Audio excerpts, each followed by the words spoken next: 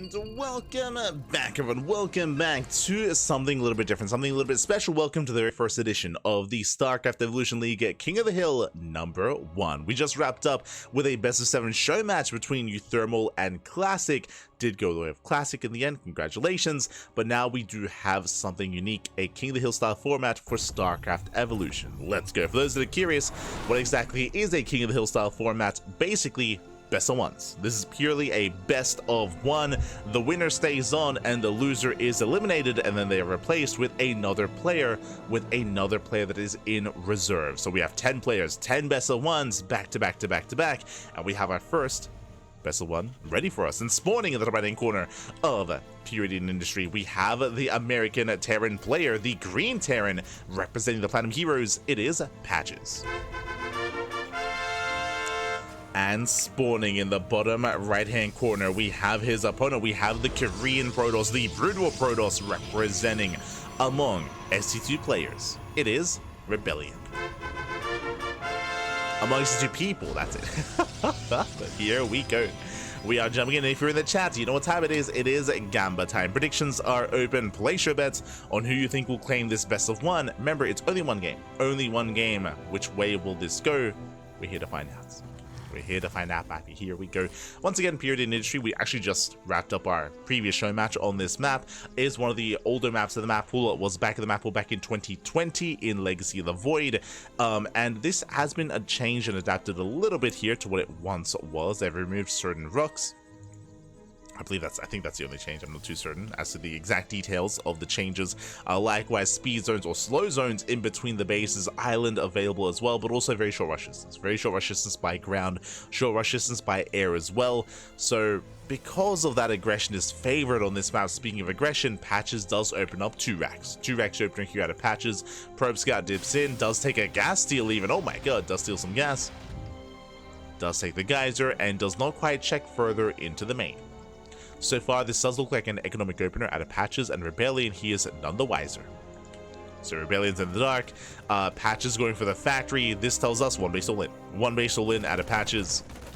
One way or another, the game is going to end soon. Either Patches kills Rebellion or he dies trying. So far, he fully walls in, fully walls off. Marine reveal trying to focus on the geyser. Oh, SCEvo does get to the other side. Patches, he will defend. He'll maintain himself. Factory's on the way. We can go for the starport behind this as well. First, Zell does move out across the map, and Rebellion is going to be opening up Robo into Bay into Reaver. So it's going to be a Reaver drop opener here out of Rebellion. We saw this out of Classic, actually. Yeah, true. Did see the same build out of Classic. Should be seeing it here as well from Rebellion.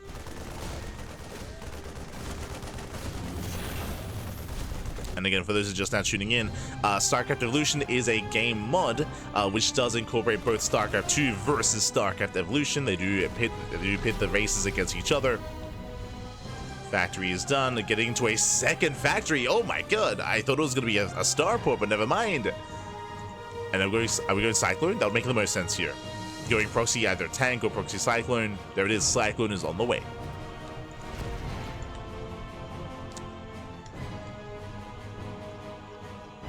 Rebellion does back off, did take down the Reaper. Ooh, that should not have happened, but the Reaper did fall to the Zealot of all things.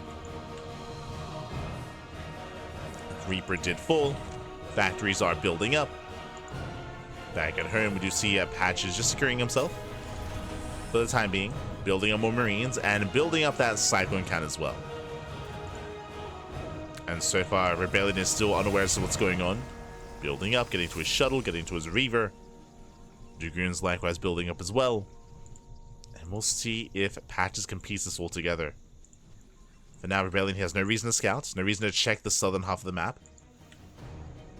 And he's assuming there's a CC on the way, and the bunker is designed to sell that story. Basically, if Rebellion would try to poke in, and seeing this bunker shows that Patches is being defensive, and it insinuates that there's a CC behind us, when really there's anything but.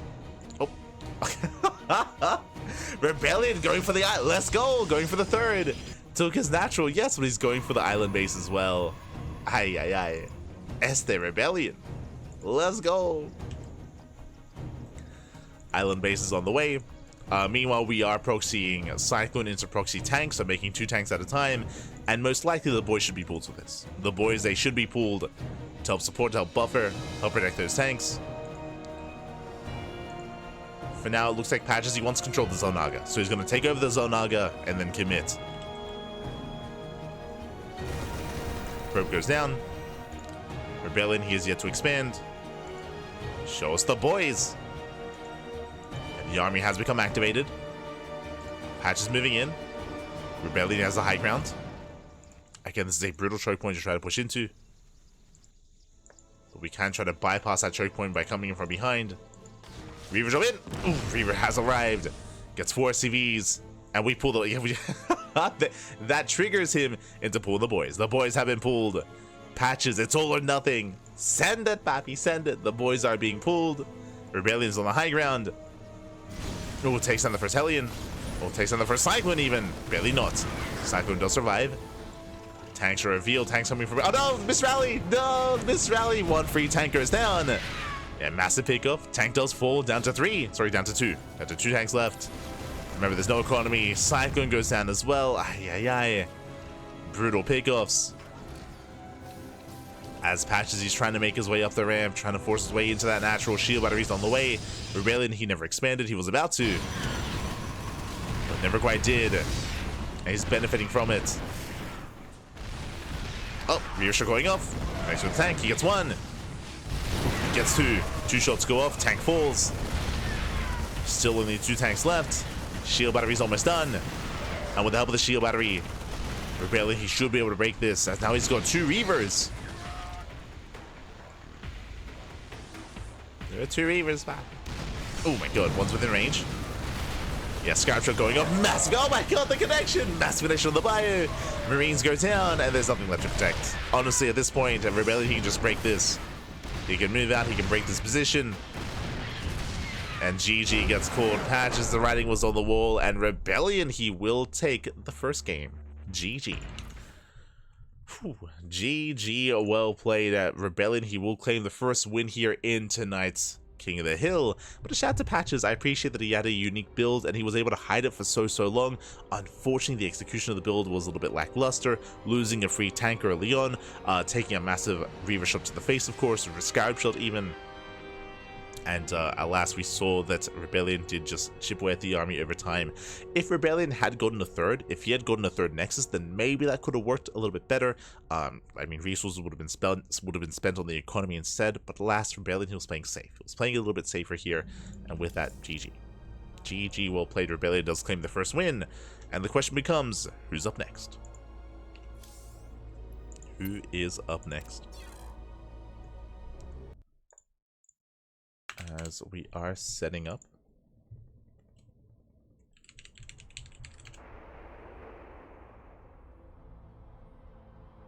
And I believe the next player should be threepoint, if I'm not mistaken.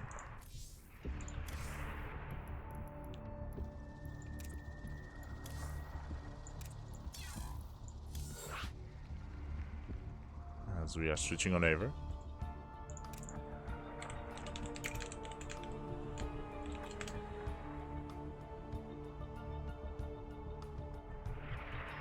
Are switching over again. Rebellion, he is now our King of the Hill, and we'll see if he will maintain that throne or if he gets shut down. See if someone else can knock him off said throne. Pressure is on. But I believe we have a couple of players stepping up to the plate. I believe we have players like threepoint. I did notice Prome earlier as well. We're gonna have a maximum of 10 best of ones. Getting ready here for our second matchup.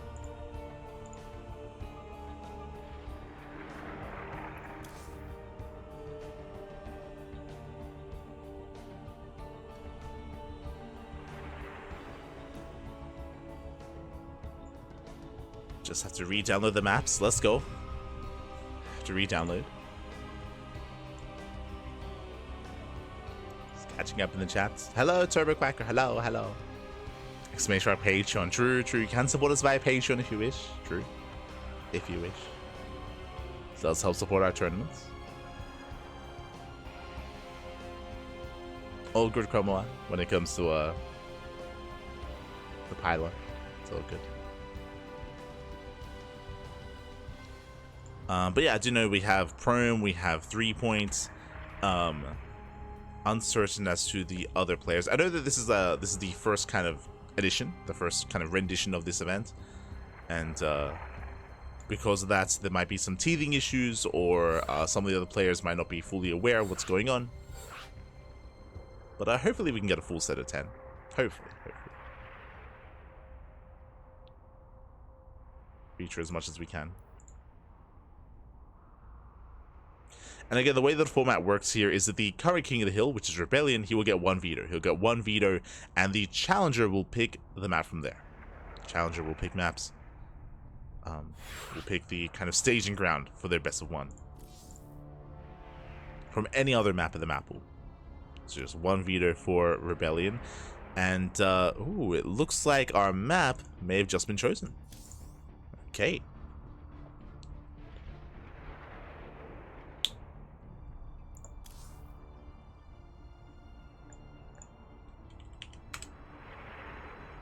Also, I believe that is not 3-point.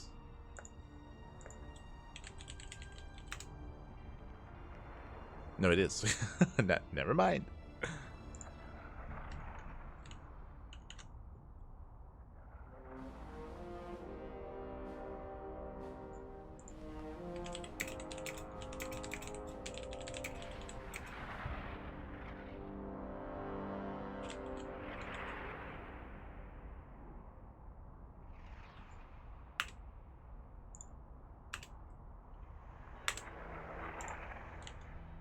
So just asking for his team, because I do notice that he's on clan, or sorry, he's on team A2P in game. Don't know if that's a new change or not. Trying to figure that out.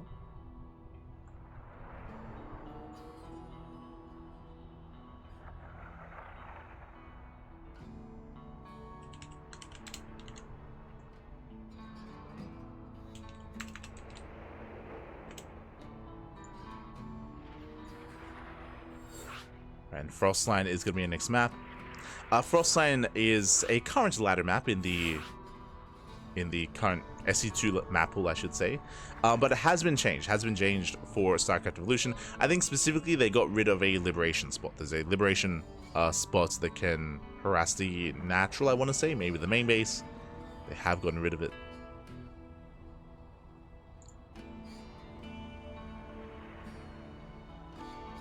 Just because it is more difficult to deal with that when playing against Brood War.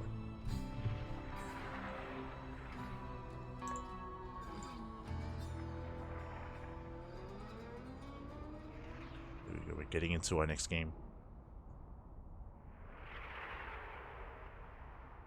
Otherwise, hope you're all doing well. This is our second event of the day, and we do have another event later on in the evening. We're going to be casting Duckling Open. Duckling Open is our monthly amateur event for Diamond players.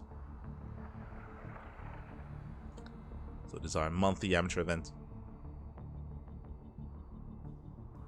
And that is going to be in a couple of hours, actually. It's going to be in like 4 hours time, something like that.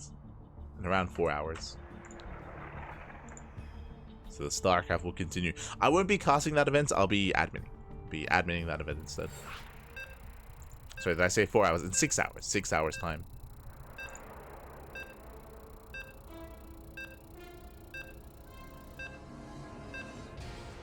Here we go.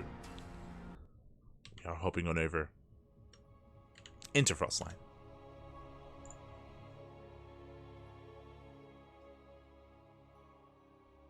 So apologize, we had to switch servers. We had to switch servers over to Korea. Make sure everything was okay for our Korean matchup. And spawning in the bottom left-hand corner of Frostline, we have our South Korean Zerg player, the SE2 Zerg, the Red Zerg. It is a 3-point for for Hyper 1. And spawning in the top right-hand corner, we have the South Korean Protoss player, the Brutal Protoss once again, the current King of the Hill. It is Rebellion. Here we have our Korean on Korean action.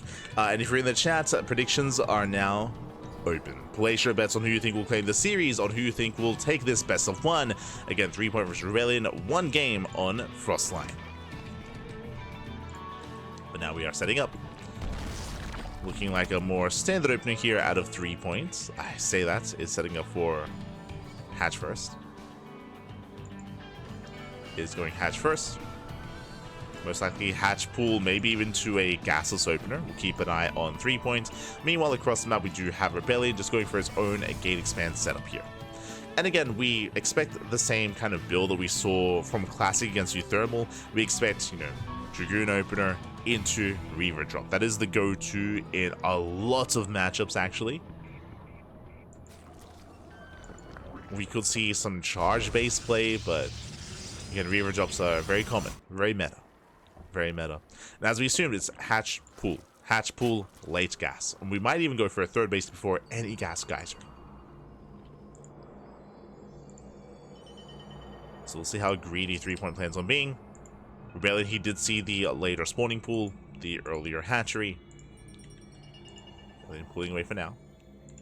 Does open Zealot. Zealot is rallied across the map, true. So with this early Zealot, because Zealots are so tanky, they do so much damage, especially the Brood War Zealots, you can try to get some economic damage. The goal here is to get into the mineral line, to deny mining, and to maybe get a drone kill. As the Zealot does power walk across the map. See what he can get done.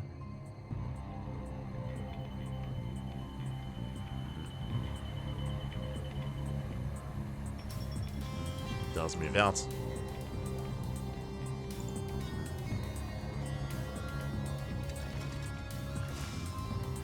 West 3-point, he did not take a third base, but still no gas, still just droning. So just going to be droning on 2 bases. Zealot has arrived, the Queen is out in time thanks to the earlier hatchery in the earlier pool before the gas. Queens are out. And the Queens do defend. They deflect Zealot. And I have to eat my words. I was expecting a prison-based opener with, of course, the shuttle with the Reaver, but no, it is going to be charge instead. It is going to be the Citadel of Adun. Now, the Citadel, as opposed to in regular SE2 where you have to make a Twilight Council to get into charge, instead you make a Citadel to get into charge instead. There you go, charge is on the way.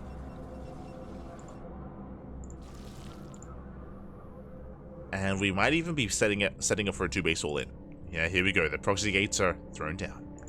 Sorry, proxy robo even. Wait, what? Are we going for a Zealot drop into the main? That's what I'm leaning towards here. Third base now being taken. Gases for the first time as well. Because the gases are so late, what does that mean? No link speed. No link speed. Likewise, no roaches either. It's going to be proxy robo into proxy Reaver. As that is a bay back at home. Interesting. So the bay is thrown down. We go for the proxy Reaver. Proxy drop. Looks like, again, because gas is so late, it is very common to skip link speed, so we have roaches on the way instead for a 3-point. So very greedy style here by 3-point, and it can be punished for it.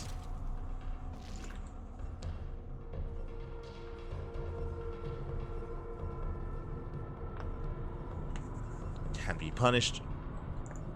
So I guess I don't have to eat my words. If you recall, at the start I was like, oh yeah, it's just probably going to be a Reaver opener. It wasn't, but we got there in the end. The charge ults are revealed. I should say the speed ults are revealed. They don't really have charge. They make their way across the map towards that third base. We can see 3-1 has been so greedy, just droning up. He's been droning. Roach Warden is now done. Spine Crawler is being thrown down. Queens, they respond, and these Zells, they get into the mineral line. But can they get any workers? Well, they will get the Spine Crawler. Spine Crawler is cancelled. Zells, they pull away. Meanwhile, that first Reaver has arrived. Making his way into the main.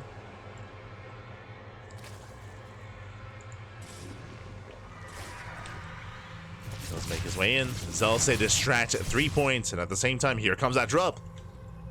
Is he distracted? Not quite. He is paying attention. Does respond, does react. Up! Doesn't pull away. 3 drones going down. So far, good economic damage. Oh my god, it gets up to 4. 4 drone kills. In the end, the shuttle takes a lot of hits. Has to pull away, will survive. And that was good damage, but was that enough to justify this? To justify the proxy? So far, I would say no. So far, 3 point he holds. He still has a 10 worker lead, getting a lair, getting to his own Eva chamber, into more Queen Roach. And this time he's on patrol. This time he's ready. Shuttle has to pull away. And behind this Rebellion, he's switching and transitioning into Mass Dragoon. Dragoon range, Dragoon production. Didn't get too much damage, taking it even further into Temple Archives. Again, a lot of tech here for Rebellion on 2 bases.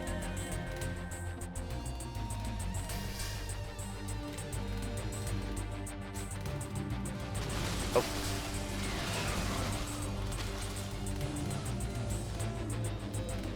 Let's move forward. Meanwhile, you have double Reaver. Roaches that can be punished. Shots going up. Nice splits. Nice last second splits there from threepoint.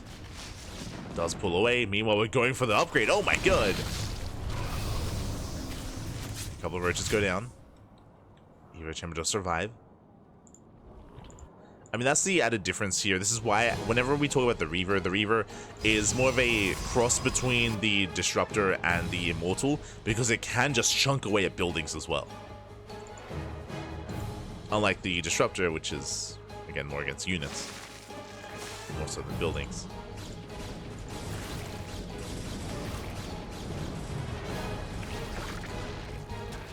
Oh. Reaver going up, does run away. Barely rotating around. Likewise, behind this with that Temple Archive, Storm is in production, but we're still in 2 bases. The 3rd base is now being taken.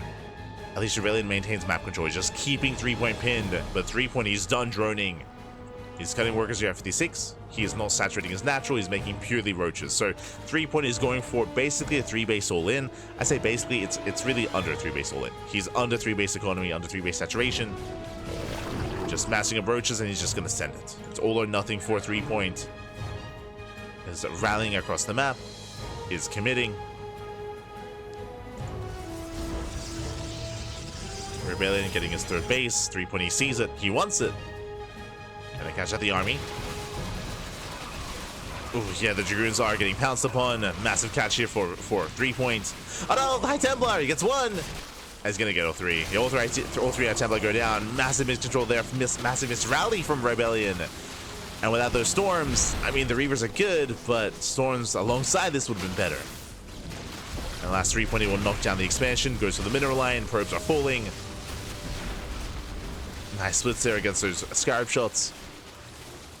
And threepoint is overwhelming. Yeah, the 3-base all-in, it does overwhelm. He's just pulling Rebellion apart again. Rebellion, he was just taking up so much, he never got his 3rd base up and running. The first storm does connect. A decent storm with the roaches. Oh my god, a lot of roaches. Oh my, it lasts so long. The storm does well, but remember, we lost 3 High Templar earlier. It was just the 1 storm. Oh my god, the Scarab shots are still solid. But there's nothing left. There's nothing else left here. Just the Reavers. Roach Ravager, they break their way through that front door. They bust in. And threepoint, he will take the natural and take the game. As the natural is compromised. Another storm of the roaches. Again, they shut down the roaches quite well. Mate, the Brood War Storm puts the SC2 Storm to shame. God, ironically, it's crazy. Another Scarab shot here on the Ravagers. Nicely done. But alas, it's still game-ending damage. Still game-ending. 15 workers falling. And GG gets called. There's nothing remaining here to support the Reavers, and threepoint will take game number 1. Or will take down Rebellion and claim that throne. He's our new King of the Hill. GG, well played. Threepoint, he is our new King of the Hill. He does take the win. And with that, we'll see if he can be stopped. We'll see if he can be slain, as we have another Protoss rising to the challenge. Up next is going to be another South Korean Protoss player. Up next, the challenger is going to be Prome. Fun fact, I was actually laddering against Prome yesterday. It was, oh, sorry, the day before that. It was very smooch, very smooch. Prome, of course, I'll say a semi-pro player. He doesn't ladder on NA very often, but he happened to be laddering as I was streaming, and we did hit each other. It was very sad, and he was very kind about it as well, because he recognized me, thankfully. I was like, oh no, not like this. He's like, oh, do you just want me to leave? I'm like, no, it's okay, it's okay. You can clown on me, papi. It's fine, it's fine. Smooch.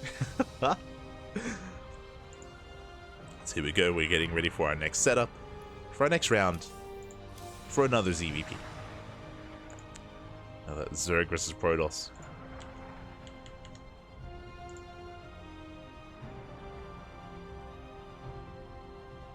If we don't get any other players, right now we have our 4 players, right? We have Rebellion, Patches, Threepoint, and Prome.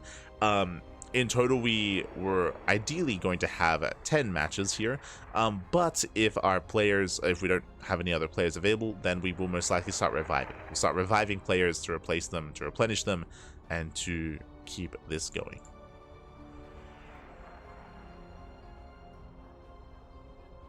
That is the plan. Ooh, as Prome, he is going for Neo Isles of Siren. Let's go. We're going for the island map. Interesting. Is he going for SE2 Protoss or Brood War? I would imagine SE2, right? Let's see. What are we going for?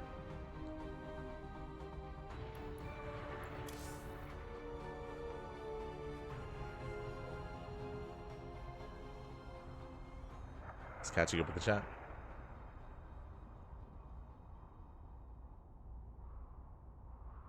He delayed a singularity charge that long. He did. Again, because he opened charge into a proxy, to be fair. I don't think it's standard to delay it for that long. It was just because of the build that he'd gone for the initial Zealot legs timing and with the initial Reaver drop.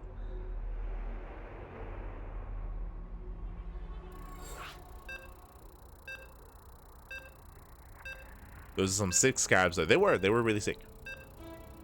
6 Scarab shots. And a nice storm as well. The problem was, of course, remember the lead up to that, there was 3 High Templar being thrown away for free in a sense. There was no third base saturation either, just because of the delayed third, because of all the tech, because of the robo, the charge, the Dragoon production into Storm. Like, it was just very tech heavy there from Rebellion, which is why the third base was so late, which is why he couldn't really sustain himself against that all-in. There's a lot that came into play. But here we go, we're loading into our next game, we're loading into our next setup here. Spawning in the top right hand corner of Neo Isles of Siren, we have our South Korean Zerg player, the Brood War Zerg, representing Team Hyper 1. It is Threepoint, the current king of the hill. And spawning in the top left hand corner, we have his opponent. We have the South Korean Protoss player, the SE2 Protoss, representing among SE2 players. It is Prome. I think. Here we go. And if you're in the chat, predictions are open. Place your bets on who you think will claim the series. Best of luck in the chat as we jump into our fresh best of 1, as we load into our island map. Again, this is a 4-player spawn map. You can spawn in top right, bottom left, and top left as well. You can spawn in either location, and each location has its own island. Again, we have 4 islands here. They're divided by this thin kind of river between all the islands. Does split them up, does cut them into quadrants, of course. And we have the center island as well. Now, coming into this, we gamble a little bit. 3-point, he does scout top left and bottom right with the overlords, and he will immediately come across Prome. So 3-point, he will scout Prome. Prome, meanwhile, he has yet to confirm the Overlord. This is the thing here, the vision of the Nexus is smaller, is shorter than the vision of the Overlord. So 3-point sees Prome, Prome does not see 3-point. So currently a one-sided scout. It is very common to open up Stargate. Likewise, because you're on an island, what do we see? 3 hatch. 3 hatch before pool. Very greedy build here by 3-point, as the Probe now confirms the Overlord. And the pylon as well. So now Prome knows where his opponent is as he sees the trajectory of that Overlord, so he knows that, of course, it came from the top right, and likewise all about that greed. So from here, 3-point, he has struggled on island maps. In general, Zerg players, they do struggle here. What can he do? Can he go into Lair, into Phoenix, into Mass Muta? The problem with that is that Prome should be opening Stargate Mass Phoenix anyway, so already hard countering Muta play. The other option here is to go into Mass Hydra Nidus, which we have, even Hydra Droplord Nidus, which we have seen with mixed success from 3-point. So that's what I'm leaning towards, is like Hydra Tech and potential drop play and Nidus play. But we'll see. As the Cybercore is done, and we should soon be seeing... Oh, that's a third base. triple Nexus here before tech. What's it gonna be? It should be the Stargate. There it is. Stargate's on the way. But again, it's all about that greed. Remember, we're on islands. We're on islands, so there's nothing threatening the bases. That's why the Protoss can be greedy. That's why the Zerg player can be greedy as well. I would say that the Protoss greed will kind of, in a way, trump the Zerg greed. It is not uncommon to play gasless even on standard maps or macro maps. So on the one hand, yes, the Zerg player is being greedy, but the Protoss is meeting, if not exceeding, that greed.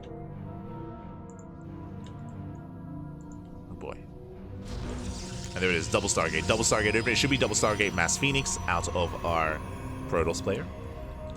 StarCraft 1 are skins, StarCraft 1 versus StarCraft 2. Once again, just for those that are maybe tuning in for the first time, this is StarCraft Evolution. This is a unique mod that features Brood War versus SE2. So it's SE2 Protoss against Brood War Zerg.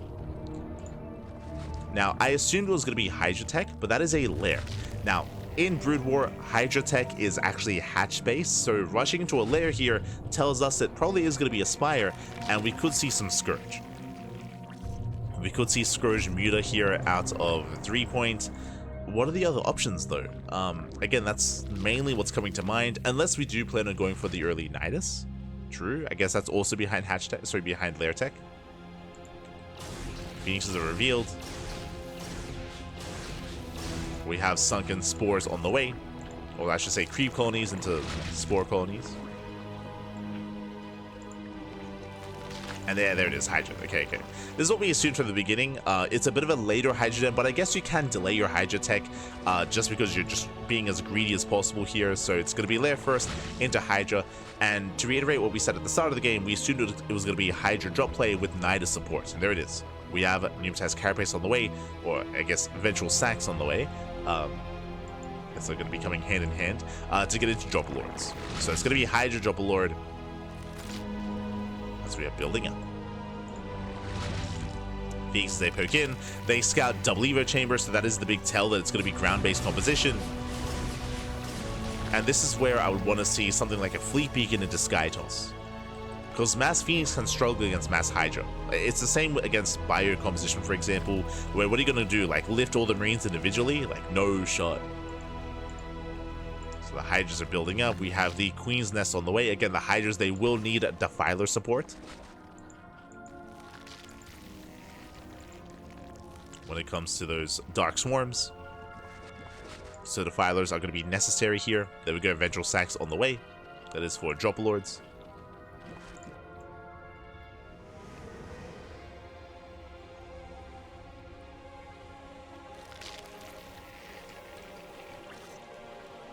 Building up.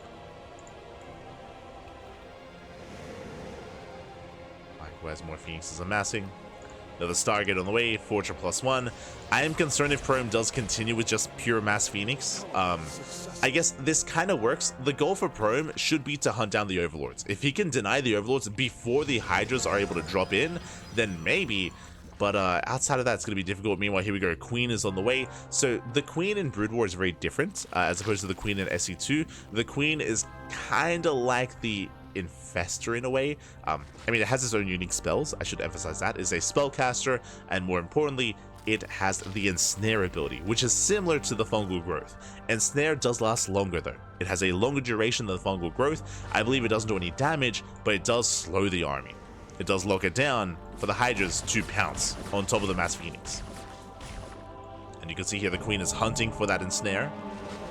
I do believe that we should have switched into a Fleet Beacon into Sky Toss though. Like, we have too many Phoenixes, it's taken too long. Like, in a head-on fight, like, I don't think that Prome can deal with this. Yeah, here comes the Mass Hydra drop. Queen coming in. Oh, looking for the Ensnare. Not quite able to connect yet. Again, he's just distracting. Just a big distraction here. The Doom Drop is coming. Likewise, we see the max expansions here as well. Prism is aware. Now we're walling up, but it's too late. It's too late. We're throwing down the wall. The Queen does fall. Massive pickoff. But here comes the Doom Drop. Into the center expansion.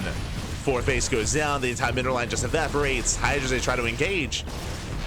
Lifting up one Hydra at a time. But the Hydras, they start step in. And the Phoenixes, they cannot deal with this. They cannot lift up these Hydras individually.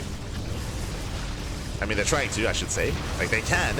But the trades are brutal. Oh my god. Trades are brutal.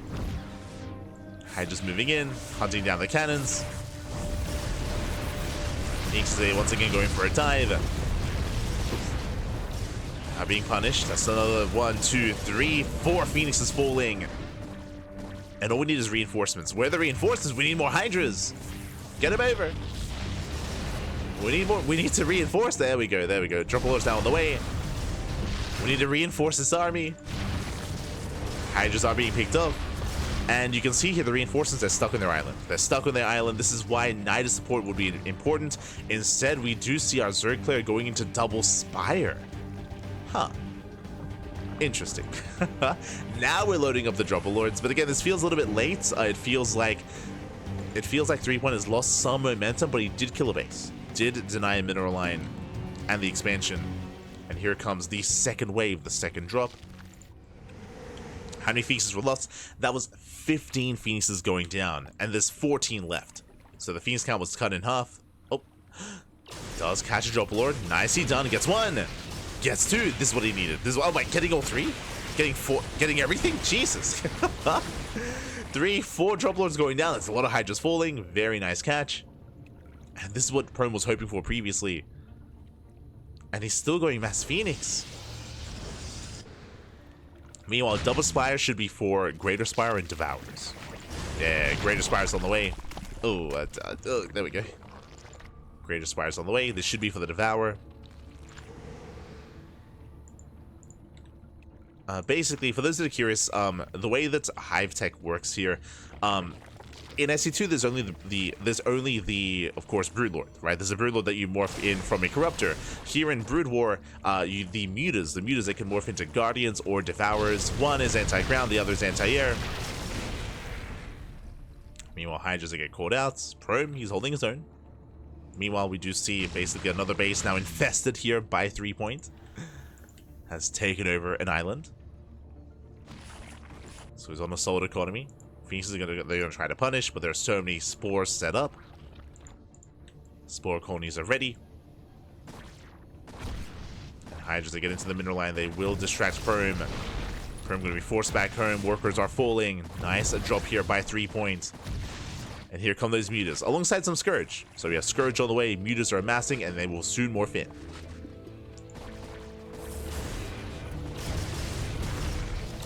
Now I'm curious, there's an argument to make either Guardian or Devourer here. Guardians, they're siege units, so they can try to work their way through all these cannons from the other island. Otherwise, Devourer would be a little bit stronger, at least single target against the Phoenixes. I mean, that's a little Scourge. We can just go Scourge Guardian, true, right? Like pure like Scourge Guardian Hydra. That's a lot of Jesus. That's 20 Scourge on the way. That's a lot of Scourge. I would say the Scourge will be less effective against Tempest, but there's no Tempest, right? There's no Tempest. Hydras, they drop in once again. They get 13 probes. Here comes the initial drop. They're going for a link drop. And Prome is just getting pulled apart. He's getting pulled apart at this point. He's not ready for that further tech. Now we have Carrier on the way. I mean, it's better than nothing. Carriers will help. But again, the tech is late. It's all late tech here for Prome.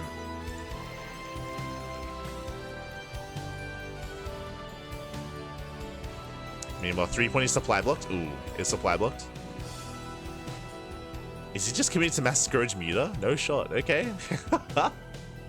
Let's go. Phoenixes move out. They do spot the mutas. I mean, hey, if we can ensnare, I mean, that's all that matters, right? We can ensnare the army and then Scourge it up. Oh! Speaking of... Yeah, there it is. There it is. Massive catch. Ensnare pops off. Phoenix is going to be going down. Gets a good chunk. And, oh, barely, doesn't quite get the other. It gets the ensnare, but alas, the Phoenixes, they will bully this.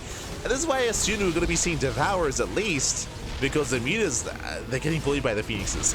But they are being bullied back. So many mutas going to be going down. Where were the Devourers? Or anything else? Oh my god. As we're still making more mutas. Okay. I'm not convinced, but okay, the drop play can still be quite effective though. June drop into the main. Making 11 more mutas.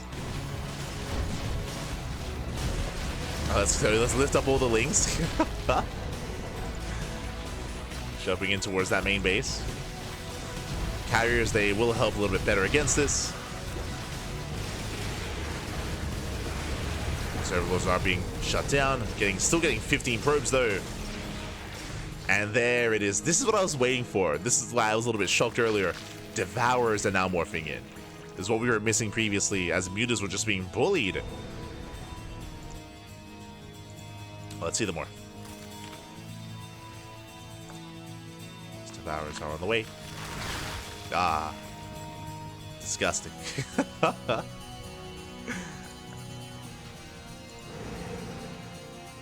So it's going to be Devourer Scourge Queen alongside drop play as well. We have a couple of mutas in the mix. Bit of a kitchen sink of an army, not gonna lie.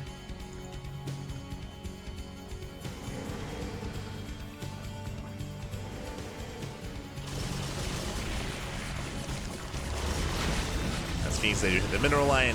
At the same time, here comes a massive June drop into the main. Prome out of position, he's racing on over. He's racing back over. Cannon's gonna be going down. Carriers are at home, they can respond.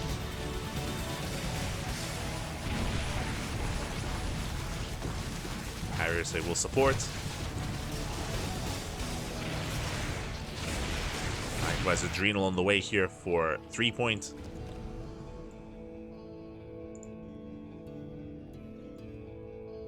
And we're building up more Devourers. Almost every muta has morphed into a Devourer at this point. Jesus, that's a lot of Devourers.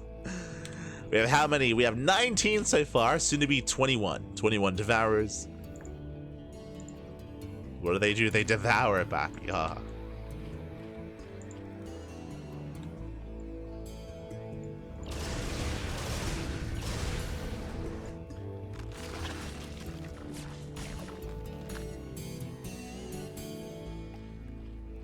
If Guardians are crabs, are Devourers lobsters?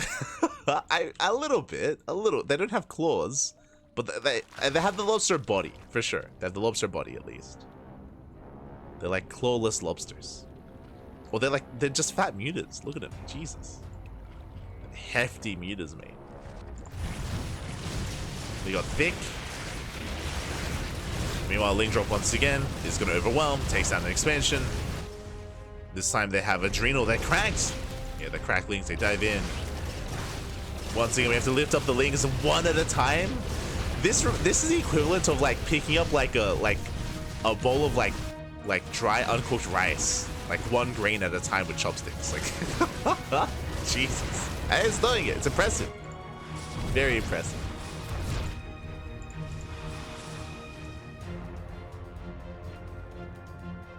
So here we go.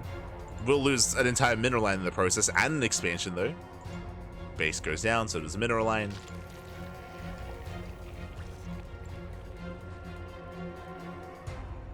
Drinking water with chopsticks? No, picking up grains of rice back. Grains of rice. One at a time. One at a time. And once again, the goal here is to ensnare. Oh, to catch the army. Oh, ensnare goes off. Massive catch. Oh my god, the Scourge. The Scourge dive in. And with that, we just collapse on the army. There's no escaping this. Devourers, they can target fire. Oh my god. They can target fire the carriers. They get 1 so far, but we're on A move. There we go. Second carrier goes down. Devourers have to back up. They pull away. Jesus. Their single target DPS is huge. It's insane. He one-shot the carrier. Speaking of, yeah, he's one-shotting carriers at this point. He gets another.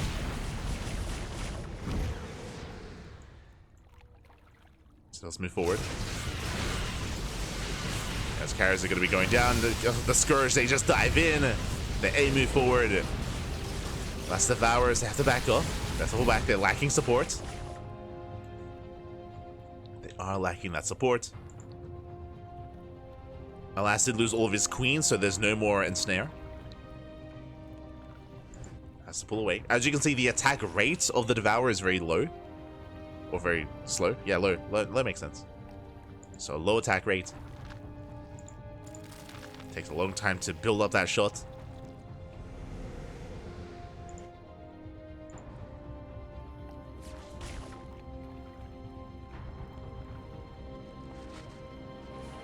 A shout to Avex, letting us know some of the stats here. The hour's attack, each stacks adds +1 damage to a max of 9. There you go, there you go. They stack back. From here, 3-point building back up his spellcasters. More queens on the way for those ensnares. More mutas to replenish those devourers.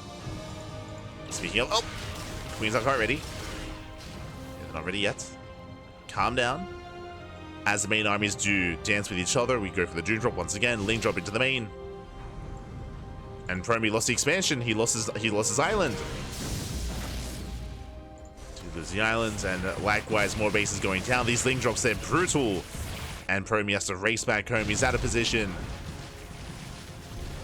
And he's still building up more carrier, by the way.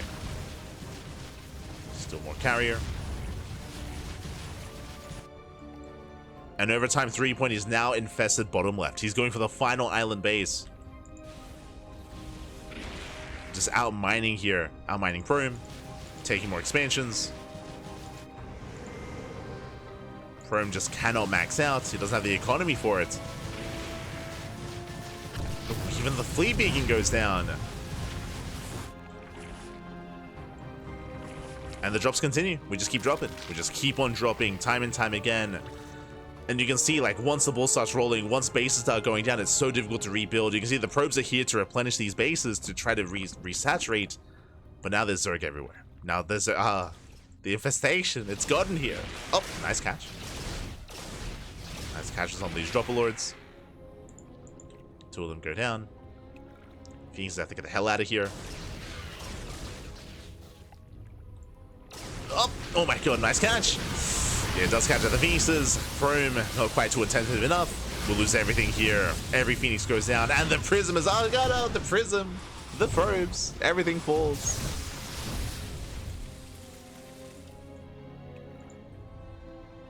And 3-point. Is he finally going to win a game on an island map? Historically, 3-point, he has like a 0% win rate on island maps, whether it's Neo Isles of Siren or the previous island map as well. He's lost game after game after game, but not here. Not against Prome. He's popping up. He's crazy. I can't remember what the previous island map was. Hold on. Trying to recall.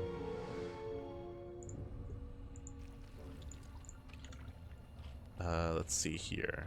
StarCraft Evolution League 1.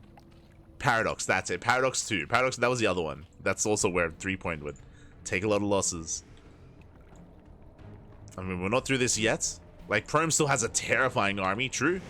He's got 13 carrier. But the problem is that he can't just A move in, because if he does, he will lose everything to the Scourge. Like, the problem is the Scourge, they do deny any kind of dives from Prome, so Prome has to play it slow. He has to play it slow. If he gets too excited, then bam, ensnare Scourge, right? Or ensnare and everything. Speaking of, instead of popping up, ooh, Scourge, they dive in, they don't go for the Phoenixes, they go for the carrier instead. Ooh, I'm not sure if that was the best move. So the Phoenixes, they survive. They do survive. Again, the Scourge, they detonated on the carriers instead. And that was 1. Sorry, 6. Jesus, that many. 6 carriers went down for a 60 Scourge. But hey, 6 may have gone down. We still have 7. 7 carriers remain. And the Phoenixes, they're here to support. They're here to zone away the army, to protect the carriers. Prome moving in, getting into the main, going for the heart of the Zerg. Oh! Likewise, Devourer, their range is quite small. And the being shut down. He gets 1, he gets 2, he gets 3. 3 Devourers going down. They're on the run, getting up to 4, getting oh my god, getting everything. Yeah, he does catch out all the Devourers. Massive Eagles, the Scourge, they do come in. Oh my god, but that's what, 6, 7, 8 Devourers. These are expensive. Since the losses at the same time, massive junior drop into the main. We're going for the base trade. We're going for the base trade. The problem here is that there's not many bases left here for Prome. He's gonna have to recall. Eventually, he'll have to recall back home. As Prome, he was able to shut down how many? Oh, sorry, 7. I think went up to like 9, but no, 7. 7 devours. Did go down. Meanwhile, he catches out all the spires, the greater spire as well, all the tech, the hive, the queen's nest. And then he needs to recall, otherwise he will lose. Like, he can't lose these buildings. I mean, losing this expansion is not the biggest of deals. I guess there's no mining, right? There's no saturation, but it cannot lose that center base. Forge on the way to rebuild cannons. Spawning pools being rebuilt. We have some defilers back at home. Okay, you have defilers. Jeez, that's a lot of spores. Oh my god. That's a lot of spores. Spore colonies, they're buying time. They're not killing carriers, but they're trading against interceptors. Prome has minerals though. Does have minerals. He can replenish. He can rebuild. Ooh, one of the carriers gets... The carrier! Oh no! It's being targeted! Oh my god, it gets so low. It gets incredibly low towards the end. Does survive. And here we go. He's going for the final buildings. Now we don't have to recall. We're right next door. True. Right next door. Should lift every Hydra. Lings, they bust into the mineral line. They're cracked. These are cracked Lings. We lift up a probe. There we go. Army gets lifted. All right, what do we have left to work with? We have mass spore. Mass spores on the way. We have a couple of scourge, a couple of devours left over. There is no spire, but there are hydrodens. Okay, there are hydrodens, no spire. Prome, we got to work through these bases. We have to deny mining. I believe there's no queen. Yeah, there's no queen. There's no spells to get involved, except for these defilers. Defilers, they're coming in. Powers, they move forward. Yeah, the pieces they're here to shut this down. They get one. One of the devours. Dropping towards that final base. There is a recall. It wasn't used. Recall is still available. Devours are going to be thrown away. Every single one is going to fall. Massive pickup, massive catch. But here comes a drop. Here comes that Hydra drop alongside Dark Swarm. And we have to turn back around. Dark Swarm gets placed. Ooh, mass lift though. Yeah, they get lifted out of the Dark Swarm.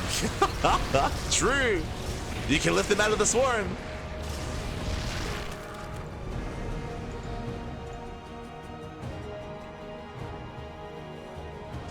And with that, Prome maintains the base. He can expand, by the way. He can take another.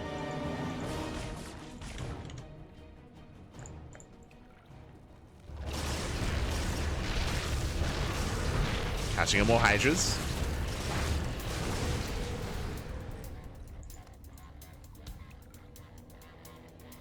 Catching in more Hydras. There is one Hydra left, slipping into the base. He slips in. I'm so anxious because there's only one expansion. I would love to see a robo for a shuttle, sorry, for a prism, just to get one probe to take the center base, take the center expansion, or take any expansion really. Just so we have another Nexus, just in case. Like I'm so anxious for Prome. Meanwhile, we have Mass Hydra with Dark Swarm, of course. There it is. Dark Swarm gets thrown down.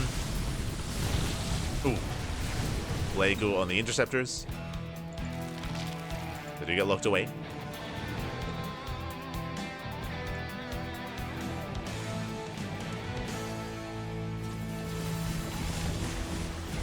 Carries him move out. Oh, that's a lot of spores though. So many spores. He's just running out of interceptors here. He's running out. There it is. Robo's on the way. He's going for the prism. So we can finally expand. But breaking these locations is going to be so difficult. Whether it's... this space here has less spores. But bottom left, these fresh island bases are just so secure. With so many spores. These bases less so, but there's less mining going on, right? Like this space is mined out. Here, there's still value. I just, he's expanding. Mate, take the center island, Papi. Oh, wait, he's crazy. I mean, I guess he's expanding with his army, true. But this is a bold move here. If we had Tempest, then I'd be all for it. But I mean, we never got into Tempest production. Stargate's on the way. Ooh, he's out of money. He is mined out.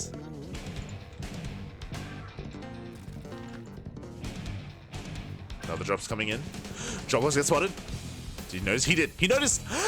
He noticed. Oh my god. Takes down all the Dropper Lords. Nice catch here. Very nice catch. Shuts down the Dropper Lords. Este Prome. Taking the expansion. Catching out stray Hydras as well. There were Devourers in there, by the way. Sorry, there were Defilers in those drops, by the way. There were 2 Defilers in the Dropper Lords. So it did catch them out. And Prome, he does have a mineral bank at least, so he can be a little bit wasteful when it comes to his interceptors. A little bit.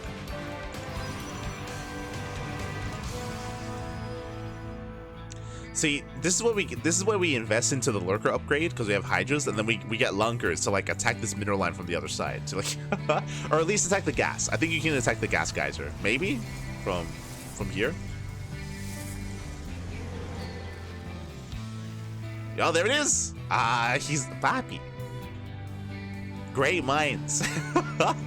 Lurkers are being researched, so we're investing into lurkers.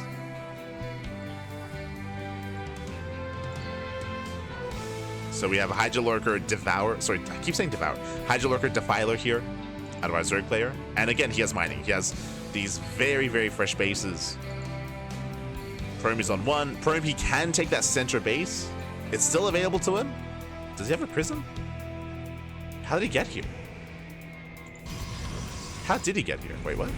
Oh. Darkstorm popping up. Lings, they do trade well.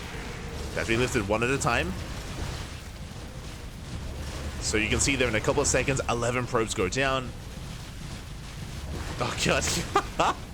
And without lifting, the carriers, they do no damage, by the way. That one link, there we go. Jesus. 0 damage. The power of Darkstorm.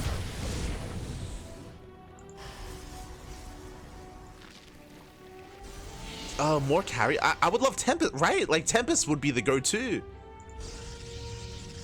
I'm not too fond of going back into carrier. Like, carriers, they have their place, don't get me wrong. But, especially in this kind of position, mate, Tempest would be so good.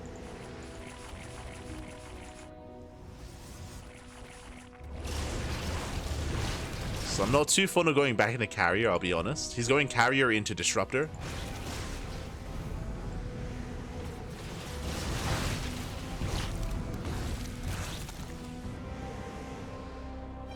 It's like, Bobby, we're not playing Brood War. Like, Tempest exists. Okay. He recalls the probes. Did he build the prism earlier? He did, yeah.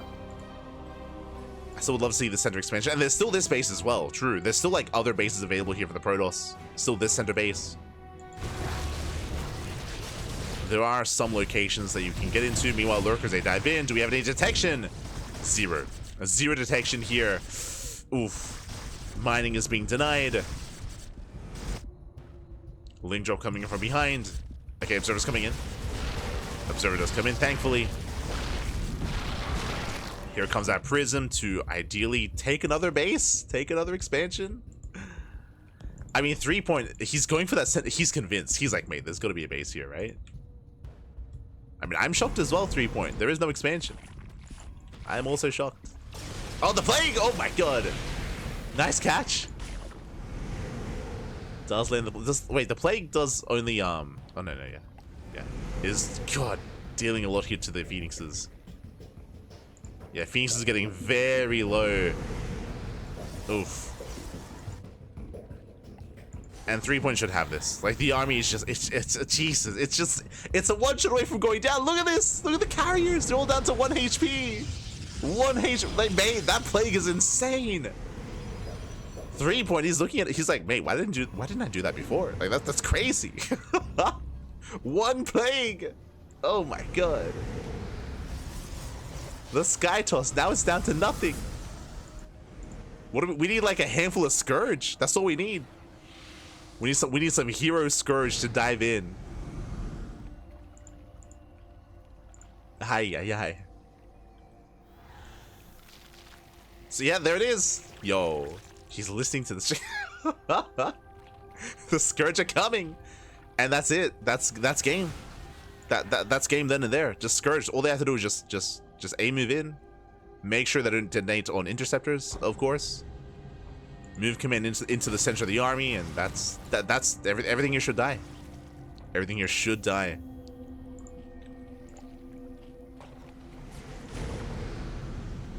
And we just keep doing it. Like if anything survives, just keep remaking more Scourge. Just more Scourge. Just go in.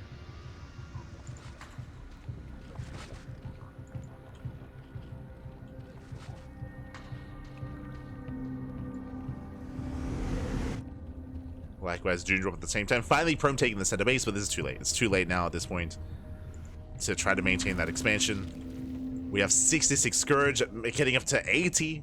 20 more on the way. June drop comes in, and we're going for the carrier, and the carriers are going to go down. That goes 1, 2, 3, 4. Every carrier falls. Again, they just topple over. The plague was insane. And that was it. That's all the Prome had left. That's all he had remaining. As 3-point will overwhelm. Hydras are getting picked up. But here come the Scourge. Here comes everything else. Mass Doom Drop. GG gets called, and 3 points. He will take down Prome on near Isles of Siren. I want to say for the first time. GG, well played. I mean for the first time on an island map. GG, well played.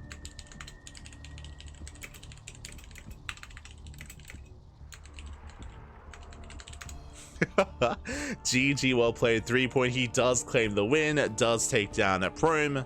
GG, well played. GG, well played. Congratulations here. Whew, oh my god. As Prome.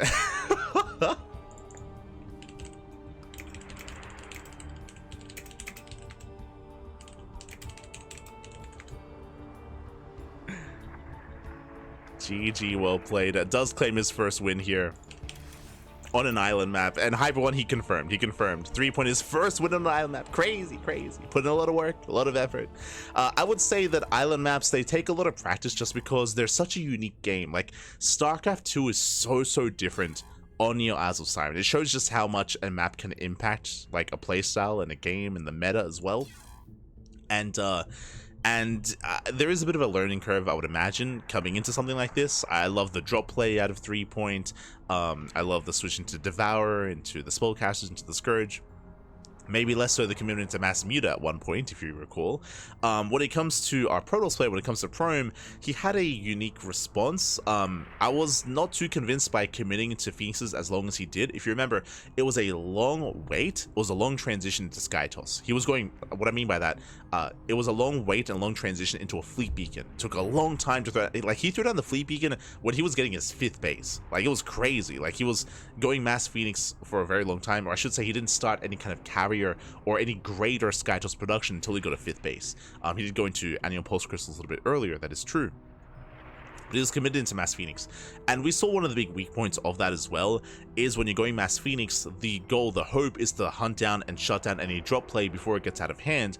And if you remember, before that happens, that was when the drops were killing bottom left and getting into the main base, getting a base, an expansion, a mineral line. The Phoenixes, unfortunately, I should say, the map vision and the map awareness wasn't quite there for Prome to be able to keep up and shut that down. Was not able to do that. He wasn't able to deny the drops. He was overwhelmed early on, and from there, Prome, he was kind of on the back foot, where we had 3-point freely expanding and Prome contained on his singular island base. As he attempted to expand, but he was being shut down by drop play time and time again. Eventually, he did switch into Mass Carrier, and he had some success, but it took a long time for that to happen. It took a long time for the carriers to get involved, and likewise, never really got into Tempest production either, never got into any other supportive units. Whether it was Archons or Storm, which have their place, they have their role. With that, GG. with that. GG, well played. We have our next challenger.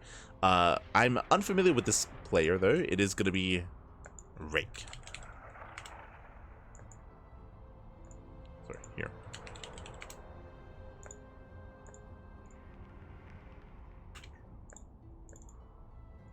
It's catching up with the chat.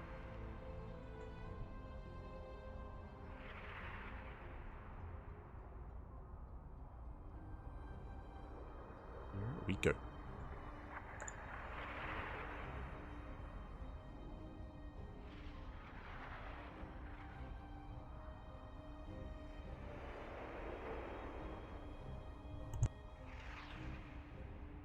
If no one here is aware, as far as I know, unless we changed it, I'm having a brain relapse. Beam weapons do not miss in Darkstorm, so Void Ray Tempest would be best response in this situation. Oh, I didn't know that. I didn't know if beam weapons were affected or not.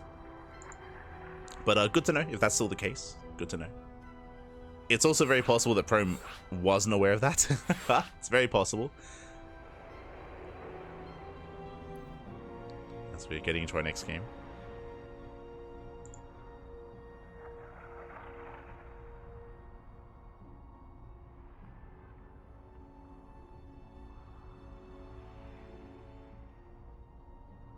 It's just me, or would 2-hour template and Archon would have totally stopped that? Or if, I mean, again, like, it was a really awkward position for Prome because he was on one base, right? He was on one base, he lost a bunch of tech, like, it was just a really awkward position for him to be in because he never really stabilized his economy after he kind of lost the base trade, right? After he lost his main island.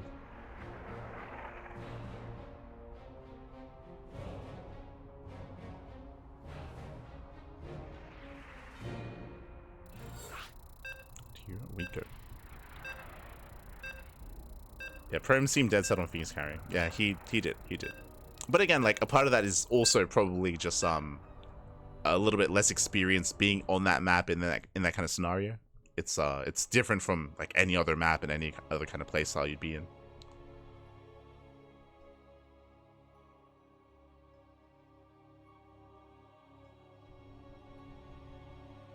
That plague seemed so strong. Plague was insane. That plague was crazy.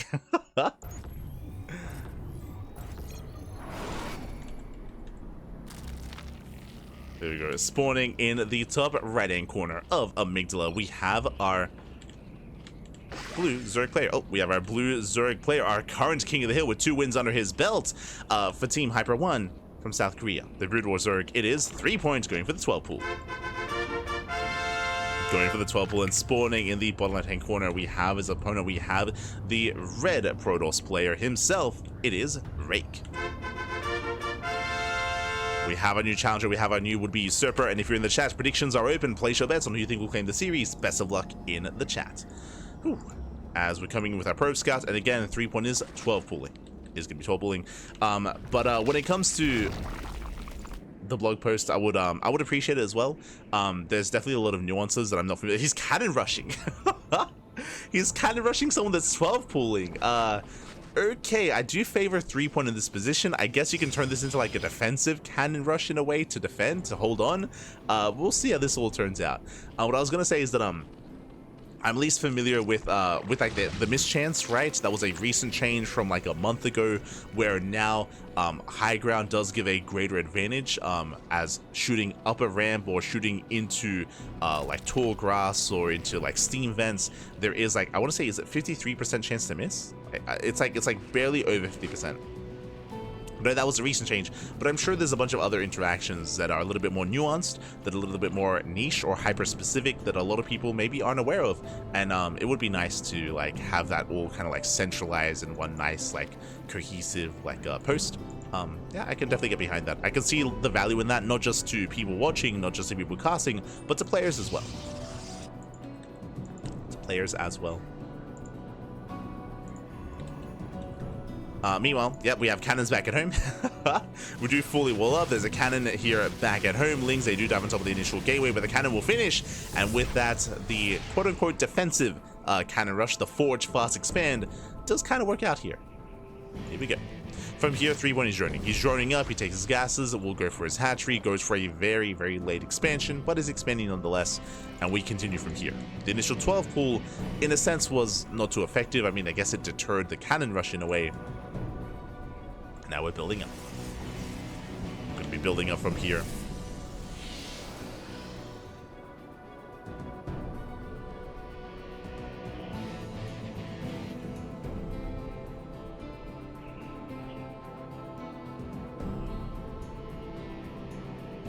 So Rake is going to be contained. Threepoint rushing into a lair. Oh my god, that's a very fast lair here from threepoint.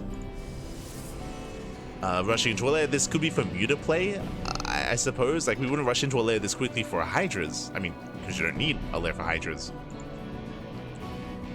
So I'm leaning towards Spire Tech, but we'll keep an eye on threepoint as he's droning. He's going to be droning up. Getting into link speed. Yo, is this for drop lord play? Potentially. Though, yeah, we're in position. Let's go. Lair is now done. And show us those ventral sacks. There we go. Yeah, ventral sacks on the way, so we're going for the overlord drop into the main. Unfortunately, Rake, he doesn't quite have vision of the main base. Not yet. He is going for a void ray opener. Now, the plus side here is that with this void ray, he should be hunting overlords, and he should be checking this location. Is it going to be in time, though? Is it going to be in time? As for now, he's going to chase down the initial overlord. Threepoint does pull away.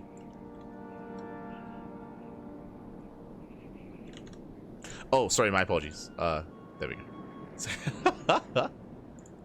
I just realized that I still had the name. It's on Korea threepoint.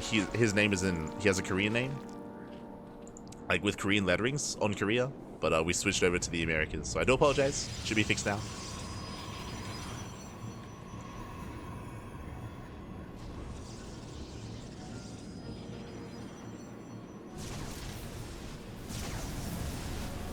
Can't make bounce implication in one game, 100%, as always. Oh, nice catch. Does deny the overlord. Overlord goes down. The drop play is denied, at least for now.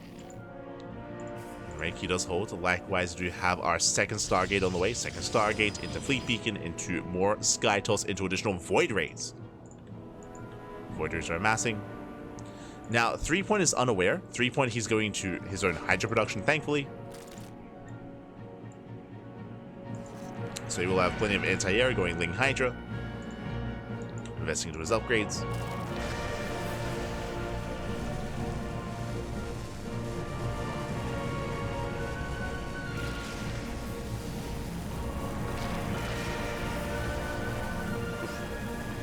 As we shouldn't be able to pick off too many Hydras here. Yeah, the Hydras, they will amass up. We're going into the... Let's go! We're rushing into Mothership. I thought it was going to be for Flux Veins. I mean, it still can be. But Mothership is on the way. Massing up Mass Void Ray. And I guess, yeah, we're just gonna commit. Now, how does Mass Void Ray work against Mass Hydra? Obviously, things change when Defilers get involved. But head-to-head here, I mean, threepoint, he does have a good enough economy here to maintain himself. He's getting another expansion, building up. Threepoint, he has yet to really confirm what's going on. He hasn't seen the main. Hasn't scouted. Doesn't know what's happening. Not yet. He's only seen a handful of Void Rays, which isn't really too much of a tell. He hasn't seen the Cybercore researching either. But the Ling is moving in for the Zonaga. Ling does move in. Mothership's on the way, getting ready for the recall. Now remember, the Mothership can recall the army to its location. So the goal would be to recall into the main. Ideally, you'll do this with sentries, like especially against Brood War Zerg. There's no Ravagers, like right? Like if you recall with like even like 2-3 sentries, recall into the main, force field. Like what do you do? What do you do? You morph in like panic overlords or drop lords to like try to drop back in. Oh, he gets scouted. Mothership is scouted.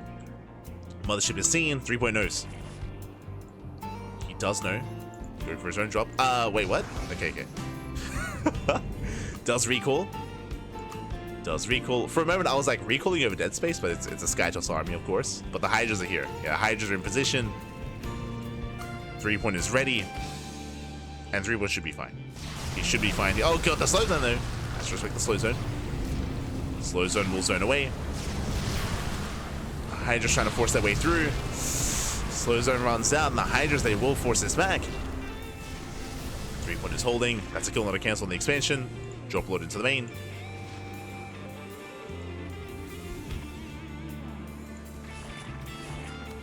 Things are popping off. There is a base recall available, if need be. There's a Void Ray. Void Ray back at home. Rake, he does rotate.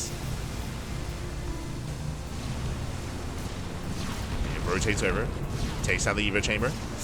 Oh, Hydra, they start to step in, and they will take down the mothership. Oh, barely does escape. But I can't say the same for the Void Rays. That's going to be one, that's going to be two. Two Void Rays going down. Massive pickups. Getting up. Almost the final Void Ray. There's the cloak. No detection. Oh, there we go. Overlords do come in. Detection is available. And there's that base recall. Does recall back home. Whew. Still, though, I imagine that Rake wanted a little bit more out of that. I'm sure he wanted a little bit more damage here, especially economic damage. 3-point from here, droning up. The Hive is on the way. Queen's Nest is done. We have the Queens in production for their ensnares. And we're just, Jesus, this is, we're just walling up. Cannons, shield batteries, carrier production well underway. This is like, this is like borderline like 2021 like era of like PvZ. Void Ray opener into Sky Toss. 2020, 2021, early COVID era, those are dark times. Those were very dark times. And Hank is making it work.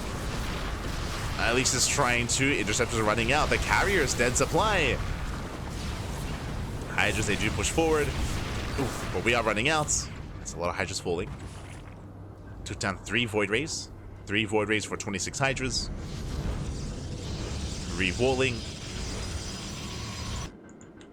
3-point has to retreat. Still waiting for his Hive. With the Hive will come the Defiler Cavern. I think it's Cavern, not Den. Defilers. Yeah, there it is. Mound. Oh, the other way. We almost got it. Defiler Mound on the way.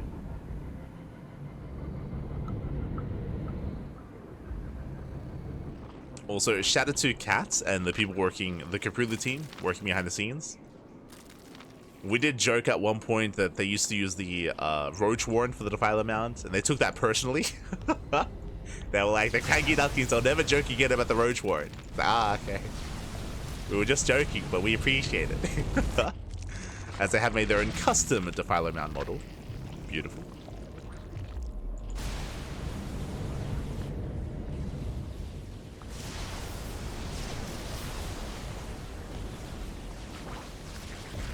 And the Mass Hydra's in position. Once again, recalling back home. Now the 3-point did stay back at home. That does open up an expansion here. 4th base on the way. We'll see 3-point can punish. Speaking of Defilers, here we go. Defilers now in production. Getting into consume. I believe this is a recent change, but to reduce the power of Defilers, consume now has to be researched. Whereas previously, I believe it was just available. As Defilers, they're a little bit similar here to Vipers in a sense, where Vipers, they suck on buildings. Defilers, they just eat units. They eat units to gather up their energy. Carrier moving out, Hydra's in position. Oh, it's there! Oh, not quite. Getting the Parasite off. Parasite does go up. Carrier barely survives. Ooh, and the intercepts are going to be going down. As they try to engage with the Mass Hydra. Another trades here from Rake.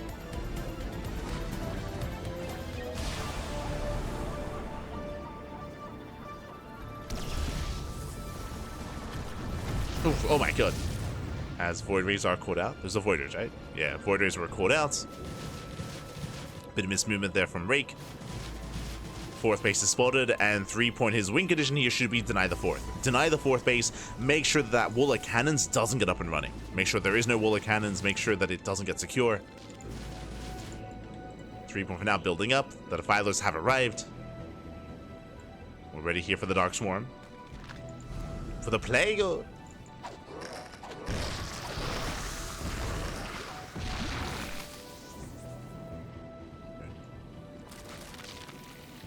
As they do consume.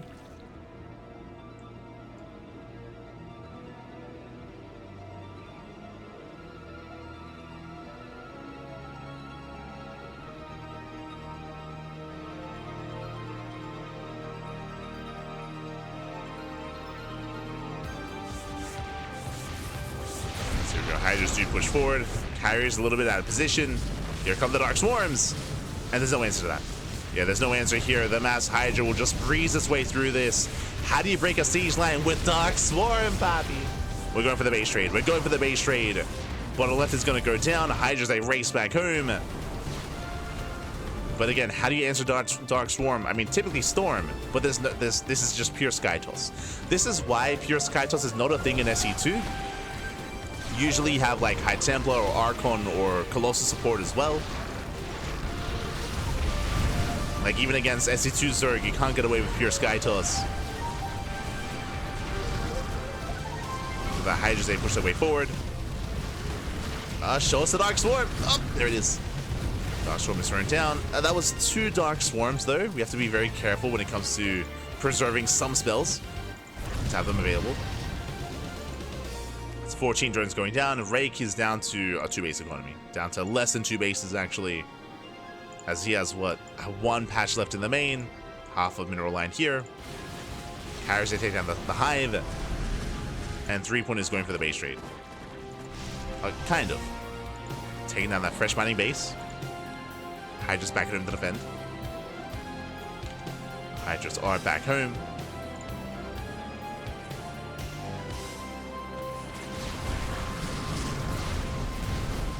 So it doesn't seem it's infinite energy. True, true. You can be more wasteful then. True.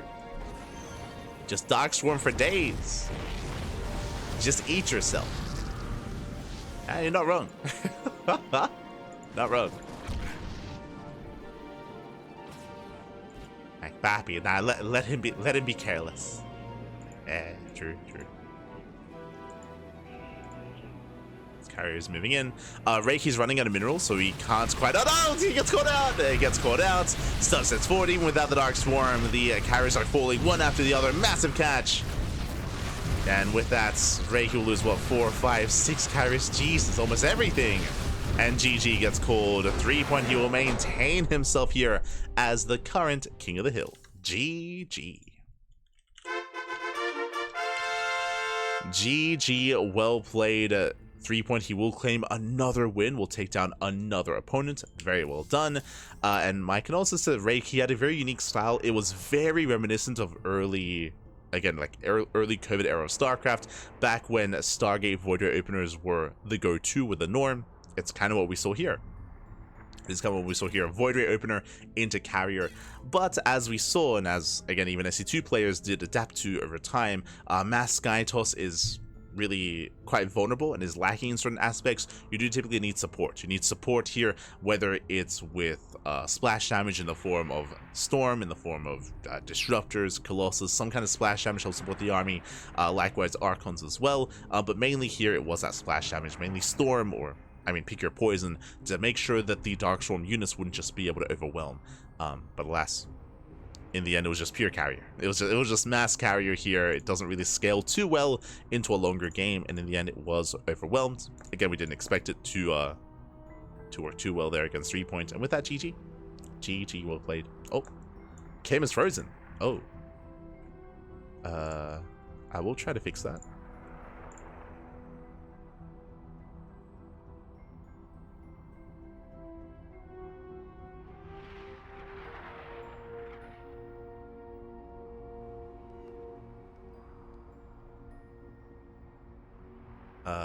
Huh. Never mind. Wait a minute. Un momento, papi, un momento. I can fix this.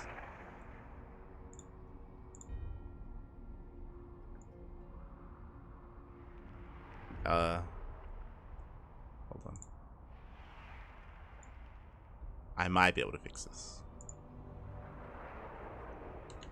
Okay, never mind. We're going camless for now. Never mind. But it's all good. With that, GG will play. The 3-pointer will claim the win. And we are now getting ready here for our next best of 1. We are halfway through the King of the Hill. We're halfway through the broadcast. Up next, who do we have next? We have Dark. Dark is stepping into the ring. Let's go, Dark, the South Korean Zerg player. I would say Dark is currently the best Zerg player in StarCraft Evolution. When I think of the hierarchy of our players currently, I would say Dark is the best Zerg, Classic is the best Protoss, and Spirit is the best Terran. So those are the 3 kind of big names in StarCraft Evolution currently. And Dark, he's a big one, papi. He's a papi. True. Is a papi. Let's go.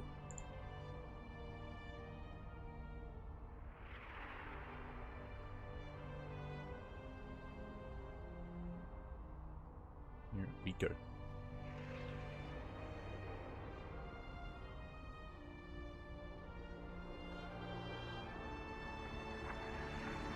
Sometimes I go back and watch SEL versus Reality for a reminder. Was that the game on in Pro League where they had to remake?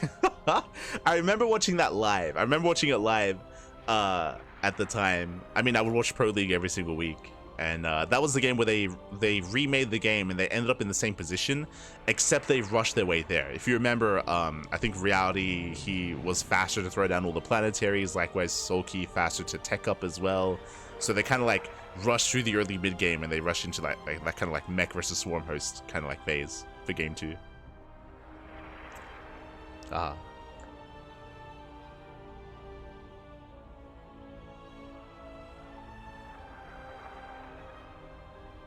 As in the best SCEvo player in South Korea. Yeah. One and the same. One and the same.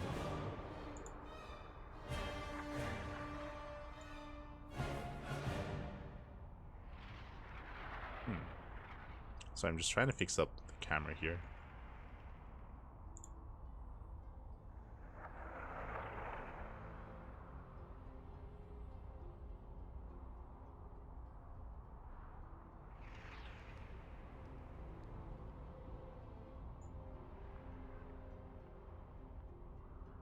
Trying to fix some things up, if at all possible.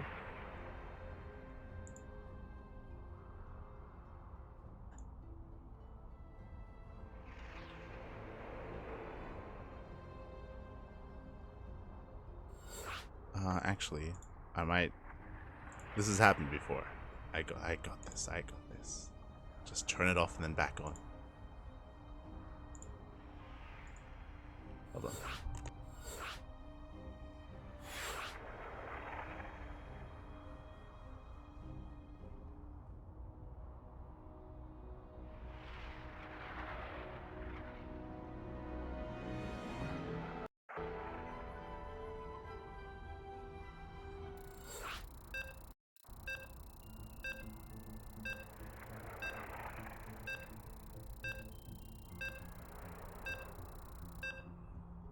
Beautiful, we're back. We are back. Whew, okay. Basically, the webcam thought that, it just crashed. It just crashed. So, we're good. We are good to go. We are back, and we are jumping into our next best of 1. Quickly to go over the format here. It's a best of 1 King of the Hill style format. 3-point is the current King of the Hill, and we'll see if he can hold on to that crown as he's up against Dark, against, again, the best Zerg player in all of StarCraft Evolution. He is the best ranked Zerg currently in SCEvo. Oh my god, and he is off racing. Okay, this I haven't seen too much of. Let's go. Spawning in the top right hand corner of Troy, we have the South Korean Zerg player. We have the Red Zerg representing Team Hyper 1, the current King of the Hill, with, is it 3? Yes, with 3 wins under his belt. It is 3-point. Very fitting here. Well, actually, we'll do this. Do this. Bam. And spawning in the top left-hand corner, we have the South Korean, typically a Zerg player, but he is off racing. He's off racing as Terran here. It is Dark for SC2. Here we go. Now we have, and if you're in the chat, you know what time it is. It is Gamba time. Predictions are open. Place your bets on who you think will take the series, on who you think will claim this win. Will it go the way of the 3-point or will it go the way of Dark? If Dark was main racing, I would favor Dark, but as he is off racing, here I'm less confident. Now, we have been casting a lot of Dark's off race as of late. For those of you that have been watching the channel for the past 3 months, for the past like 2.5 months, Dark, he has been avoiding ZVZ. He's been playing Protoss instead. So we've been seeing a lot of Protoss from Dark recently when it comes to SE2. When it comes to Terran, though, very rare. We have casted Dark's Terran before, but it's very rare to see him off race as Terran. So I'm curious to see how this plays out. Show us what you got. Now, first things first, welcome one all to Troy. Troy is a 4-player spawn map. You can spawn in top left, bottom right, and top right, so plenty of spawn locations. Dark is scouting. 3-point, he will scout horizontally, and he will immediately find Dark. So 3-point is going to be fully aware of what's going on. Behind this hatch gas pool. Oh, sorry, my apologies. Delayed hatch opener here by 3-point, going for a gas pool opener, rushing into link speed, and going for a link flood. This might be a short game. This might be a short game here as we're going for a link flood across the map. At 3-point, he will send everything across, and Dark back at home. Thankfully, he does have a semblance of a wall. Is it going to be enough there? Links moving out. The Reaper does scouts. Yeah, big moment here for Dark. He does scout, does confirm. A macro hatch on the way. More links are building up, and link speed is almost done. One way or another, the game is about to end.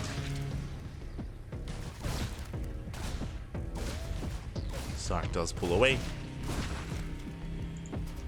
Lings, they poke in. The wall is open. And he's diving on top of the Marine. Marine does go down. A massive big off. Does get a Marine. Going for the SCVs. Disrupting the wall. Reaper does race back. And so far, there's still a hole. Up. And he will wall. He will wall in time. And behind this, we're joining. So we did invest into all these links. So still a very aggressive build here from 3-point. And now he's droning. And if this wall is solid, then I would say 3-point is behind. 3-point, he invested quite heavily into early gas, into early link speed, into the early lair. And so far, it hasn't really come into play. Hasn't really come to pass, but he is knocking down that wall, breaks down that initial reactor. Reaper has to pull away. Reaper will fall. Ooh, and there's nothing to defend. There's no Hellion, there's no Marine, there's nothing. Going for the mass repair, but alas, the repair is not enough. There's just not enough surface area. The Depot does go down, and Lings are busting in. They're busting into the natural. Boys are being pulled. Hellion does pop out. And how many SCVs do we get? We get 1, we get 2, we get 3, 4. Oh my god, 5? 5 SCV kills. Lings, they bust into the main. They get a full scout. They confirm there's no other tech. And Dark is in a rough position. Dark is behind, as he will lose 7 SCVs. And now it's worth it for the delayed drone. Now, we're droning up, 3-point getting ahead. Lair is done. Was Lair for a Spire. So 2 base meter. 2 base Spire here from 3-point. He goes from one aggression to the other. And Dark is struggling to keep up.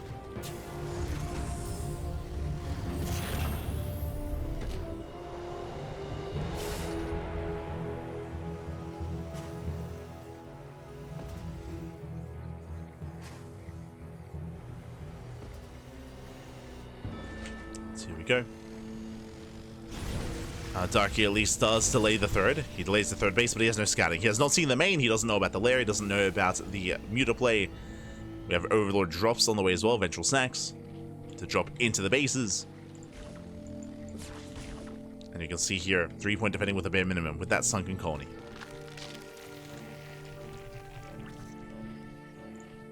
He does defend.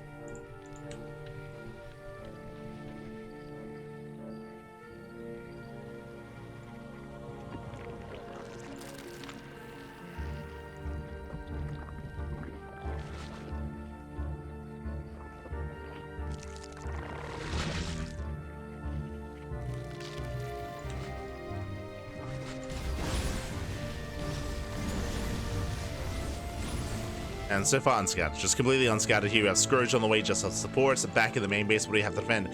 Going to Mass Bio, it's going to be additional Maxes being thrown down, getting into a Bio Mine. We're building up to that point. Liberator does at least scout the mutas. Dark is aware, but we'll see if Dark can keep up. Let's see if he can keep up. Hellions, they bust into the mineral line. They rush past the sunken colonies. Drones are going down. Nice damage so far to Dark. At the same time, though, mutas, they bust into the main. SCVs are going down. Yeah, delayed reaction here from Dark. Wouldn't mind say, do get within range.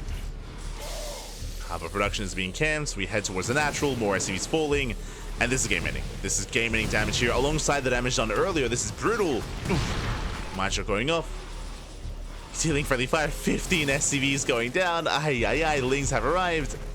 And all we have to do is just avoid the wind mines. Avoid the mines, and there's no dealing with these mutas. There's no answer. Is nothing here. Just a really rough start for Dark. And he will lose everything. The wind mines will protect the natural at least. Oh, the Scourge. They're trying to bait out the mines. Oh no! Ooh, massive connection. Wind mine does connect. But outside of those missteps here, 3-point, he should just have free reign. He should, and he does. Takes down every single SCV, 27 falling. Ling's trying to knock down that front door. And GG gets called TT, and 3-point. He will take down Dark and will extend his lead. GG. GG, well played. 3-point, just abusing some of the inexperience of Dark here by being hyper aggressive. He was able to get, remember, 7 SCVs at the start of the game. It was a really strong start for 3-point, and the 2 base muta never got scouted. Never got scouted. Dark, he saw the muta with his Liberator at least, but that's really all he saw. He didn't have enough time to respond. He was trying to build up towards additional Marines and Widow Mines. Just a really rough start there for Dark, as 3-point did overwhelm. Momentum was on his side, and 3-point takes Dark down. GG. GG, well played. 3-point, he will claim another win. That's 4 wins now. That's 4 wins for 3-point. Can he be stopped? Up next, who is our next opponent? I believe we have a list. Un momento. Up next, we have... Ooh, we have Guilliman. Guileman?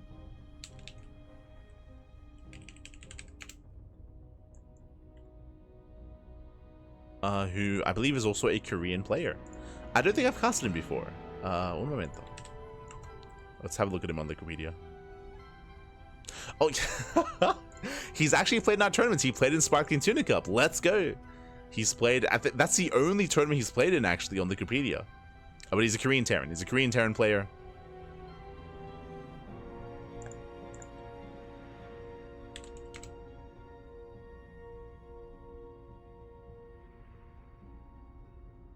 Do I pronounce it Guile, or is it Guilliman? Apparently he's like from the Warhammer 40k lore. The name, I mean. Okay, fair enough. The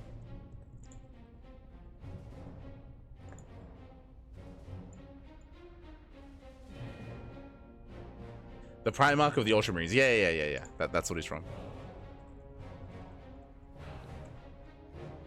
What he's from. But he's a Terran, sorry, I should fix that up. He is a Terran player. And he has played in the Sparkling Tune Cup before, but I never casted him. He went down to EBA in the first round. And I'm curious to see how he compares to 3-point and how he fares in StarCraft Evolution. As we are loading into Sylphid as our map of choice. Now, currently we have a Garman lined up. Is it Garman, or is it? I think so. And we have QuanTa up next as well. QuanTa is a Korean Terran player. QuanTa is I would rate him very highly here when it comes to Terran players in StarCraft Evolution. I think I would still play Spirits above QuanTa, but I might say that QuanTa's top 2 Terran in StarCraft Evolution. I think I would go that far. Yeah, I think I would say QuanTa's top. Sorry, did I say top 10? Top 2. He's top 2. He's top 2, just behind Spirit. I think I would rate QuanTa higher than Kiwian, than Top, then the STC, then Hon Mono. Think of the other regulars. Milky Cow did surprise us though. Milky Cow had a really strong showing during SEL.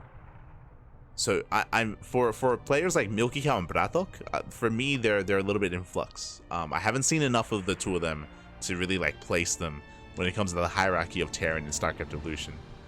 So I've got a bit of a question mark around Bratok and around Milky Cow. But yeah, QuanTa, he's up there. I would actually favor him against 3-point. But before we get to QuanTa, we jump into our next ZVT, our next best of 1. Let's go. Yes, the Primarch of the Ultramarines.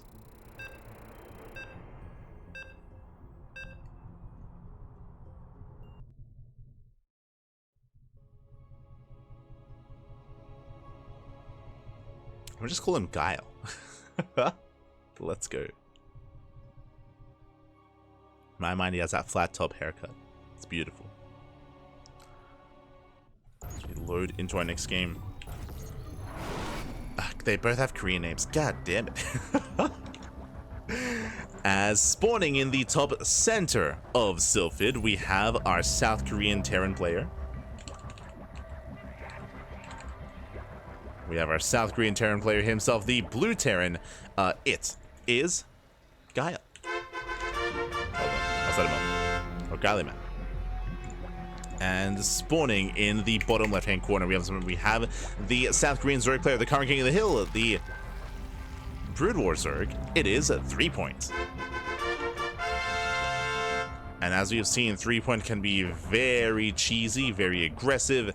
We saw that against Dark, and we'll see if we get that here, as this time, hatch first. As a reminder, last game it was gas first. It was gas pull into a delayed hatchery. That's why Link Speed finished up so quickly for 3-point. That was at least against Dark. Here, going for a standard opener. And welcome one and all to Sylphid. Before I forget, predictions. Predictions are open.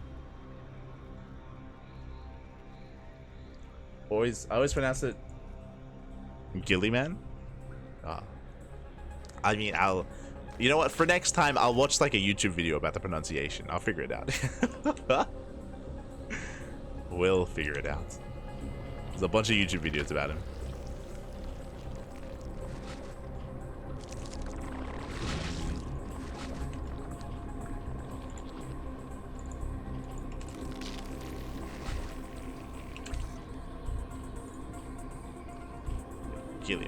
Guilliman.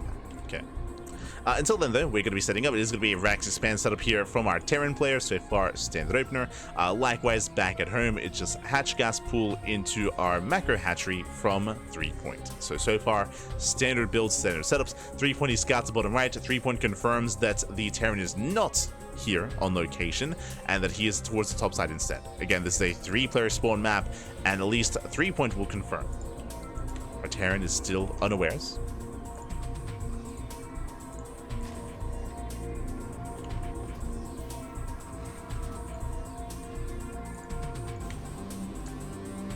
Still unaware, just claiming his natural, building up, going reactor first as well. So Reaper, sorry, I should say Reaper into reactor. Reaper does scout bottom right, and likewise, our Terran does confirm where 3-point is. As 3-point, he expands towards his opponent. Okay. Does expand towards the top side. Same side as our Terran. Likewise, Guilliman building up, getting into his own factory. 1-1 setup here. We'll see if he goes 1-1-1 or for a 2-1-1 into a second Rax. As this is what I wanted between Dark and 3-point. Like, ZVT is always a lot of fun, especially in this matchup as well. It's a very different dynamic. As you can imagine, there's no Banelings. It should be Ling Hydra from our Zerg player. Last game, we did see Mutas, but that was more to catch Dark off guard. We'll see if we go into Mutas again. Or into Hydra instead. Keep an eye on 3-point. Until then, Reaper dips in. Forces out a couple of cycling colonies. Oh, he wants a drone. He won't get it. Massive pickoff. Reaper does go down. Nice cleanup there by 3-point. Shuts down the Reaper. Moves out. Back at home. Ooh, going for a Hellbat push. That is an armory. Armory's on the way behind the mineral line in the main. And currently 3-point doesn't know. It's going to be a 1-1-1 Hellbat push. Getting to Hellbats, getting to bioproduction, into our Medivacs as well. And this is looking to try to be a stim timing here. Second factory, which is scouted, by the way. Ooh, that second factory a little bit too close, is spotted by the Overlord. 3-point, he confirms he hasn't seen the armory, but the second factory is a big tell.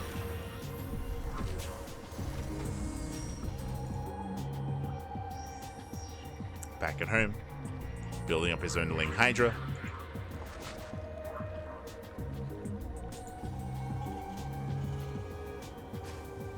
Vikings now on the way, but the Overlord has already seen enough. Enough to let 3-point know to be a little bit safer here in his approach. Throwing down another macro hatch, still droning. There's the add-on swap. Wait, what? Getting it? Never mind. True. I thought this was gonna be a Hellbat push. It's an armory, not for Hellbats, it's the armory for the Thor. Okay. Okay. QuanTa, is that you? Man, he's going for double Thor production. He's going for a Thor drop. Let's go. He's going for a Thor drop here now. QuanTa used to have a quad Thor drop with a 1-1 timing. This is not that. Unfortunately, this is not a 1-1 timing with double armory, but it is a Thor drop nonetheless. Okay, okay. Let's go. It's QuanTa light. It's QuanTa light.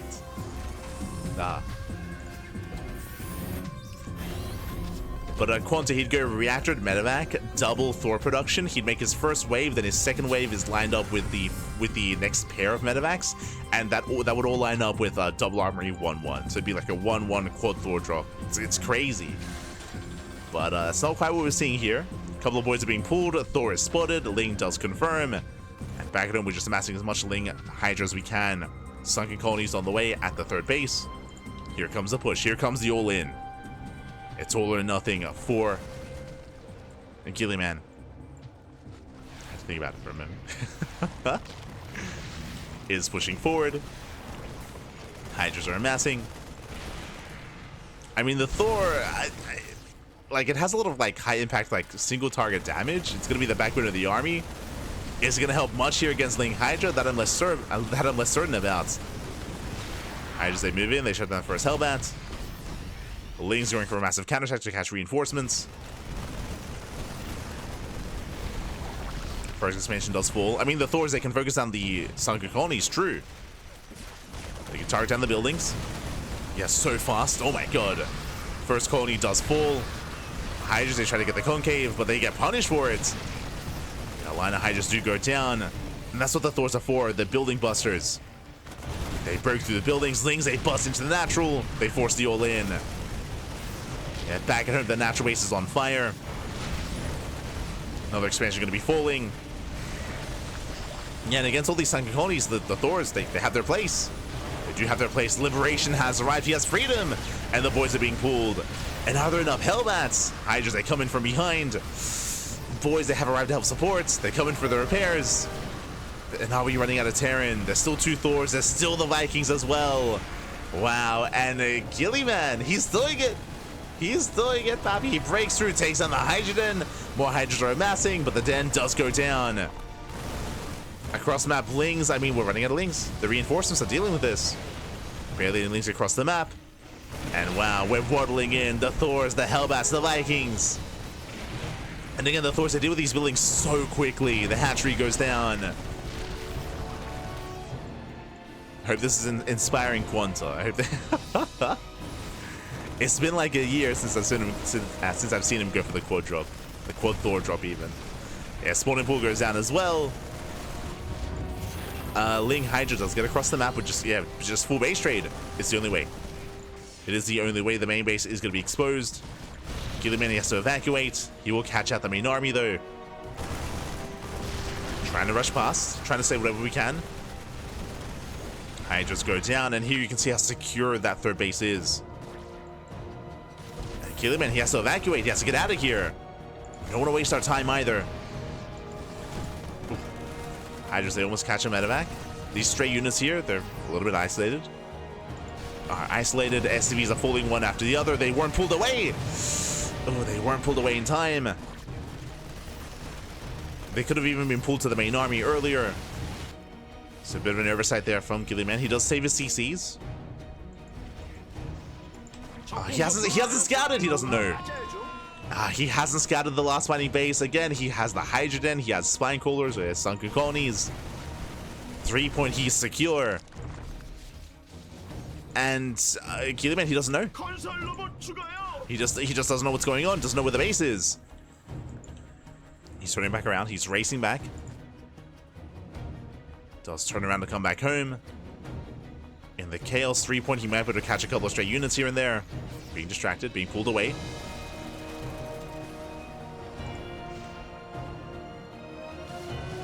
He's pulled away, going for the final buildings. He scouts! He sees. Oh, but it's too late. Oh my god, Liberator goes down. Massive pickoff. Every unit counts here. And Guilliman did overextend. And he's pushing into sunken colonies. Oh, it's not going to be easy. Yeah, there are too many Hydras. 3-point he's holding. He's going to shut this down. Repairs are not good enough. Oh, say that. Nice pickup micro. Saves one of the Thors. Does save a Thor, but he's running out of he's running out of gas. He's running out of resources. He soon won't be able to repair. He's making another Thor. Oh no. Nice pickup. Does save the Thor. Does not pull away in time. Thors are coming in, but GG gets called, and 3-point he will survive. He will hold, and 3-point he will claim another win. GG. GG, well played. If only our Terran player, if only guilliman, if only he knew, if only he was aware of the base, right? He didn't know that his opponent expanded towards him. He was unaware of that expansion for a very, very long time. By the time he realized what was going on, it was too late. By the time he realized there was already a full wall of spine crawlers or sunken colonies, a full wall of Hydras as well, and alas, in the end, 3-point did barely survive and persevere. GG. GG, well played. Whew, oh my god. 3-point, he does claim the win here, just barely. And now we're getting ready for our next matchup. We're getting ready here for another ZVT. This time, I referenced him earlier. This time, QuanTa steps up. Let's go. Again, QuanTa, one of the strongest Terran players in all of StarCraft Evolution. I would actually rate him higher than 3-point, but what I should emphasize, these are best of ones. If this was a best of 3, if this was a best of 5, I would favor QuanTa. In a best of 1, at anyone's game. In a best of 1, it is anyone's game here. This could go either direction, either 3-point or QuanTa. I'm sure QuanTa wants a longer game. He wants a mid to late game scenario. 3-point, as we saw against Dark, 3-point, he's willing to cheese. He's willing to 12 pulled or to go gas first, to rush into link speed and try to rush his opponent if he feels the need to. So we'll see how this goes. As our players are getting ready, we are setting up.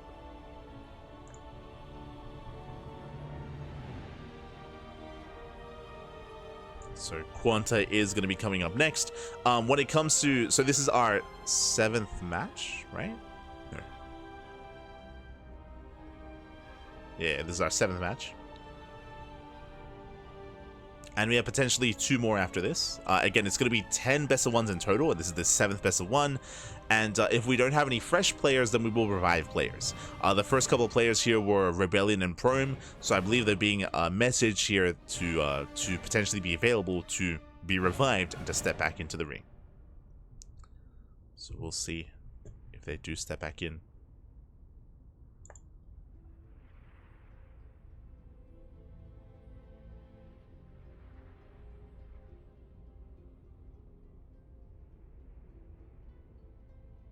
We go.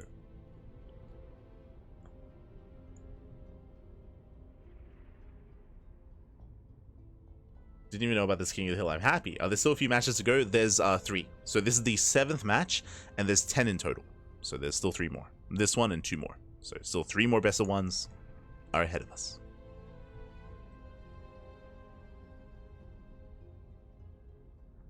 The Thor is here. It is. It is.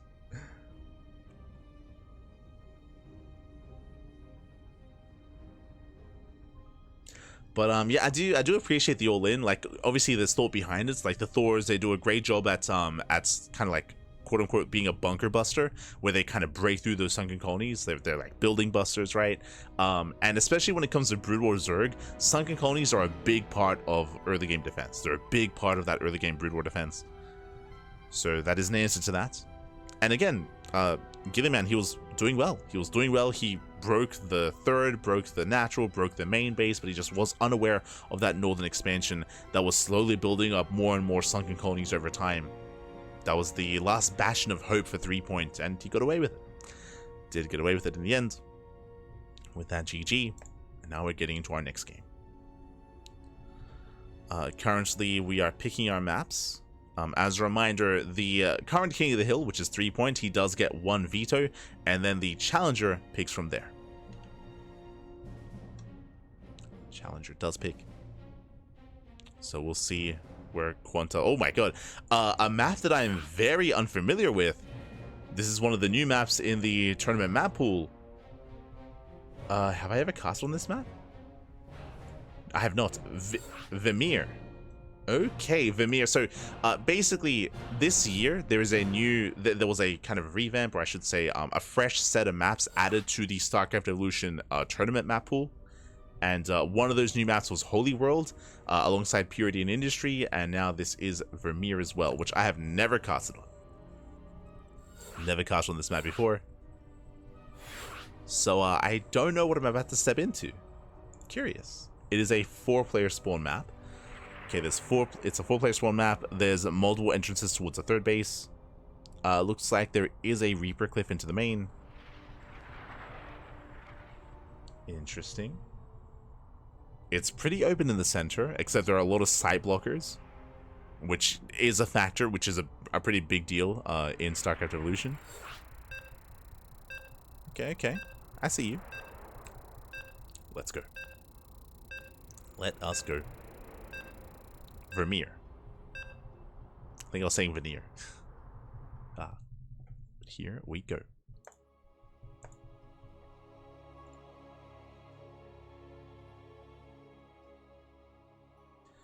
And we'll see if the king can be brought down. Again, 3-point, he's got, what is that, 5 wins under his belt? Like, Jesus.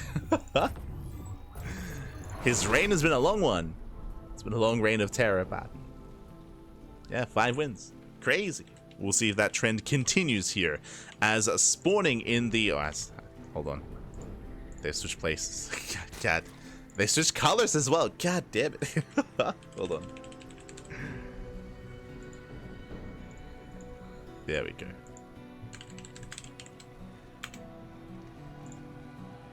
Yeah. As spawning in the top left-hand corner of Vermeer, we have our South Korean Zerg player, the SE2 Zerg player, representing Team Hyper 1 with 5 wins under his belt. It is a 3-point.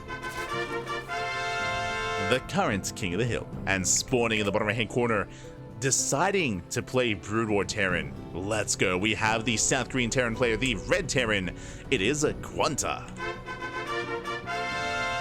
I'm a big fan of QuanTa, and also give a lot of love and support to QuanTa as well. I don't think QuanTa ever made like a public relief fund or anything like that. But for those that are unaware, it was at the start of the year in January where a really unfortunate event happened. But there was a fire. There was a fire in QuanTa's apartment, and QuanTa, he lost everything. He lost his PC, he lost his belongings. Like there was a fire that occurred, and did lose everything. At the time, that's why QuanTa wasn't playing in tournaments in January, because he just could not play. So it was really sad. At the time, if you remember, we had invited QuanTa to the Ducklings Showdown, which was our annual like show match tournament to wrap up 2024. And he was going to play, but he couldn't. He couldn't in the end because of what happened.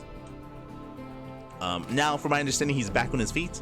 But yeah, much love to QuanTa. Much love. He's a very good player. As he is going to be setting up here with a bunker rush behind the mineral line. Now, this is a 4-player spawn map. He does check top right, checks top left. He does get eyes on 3-point. He is aware.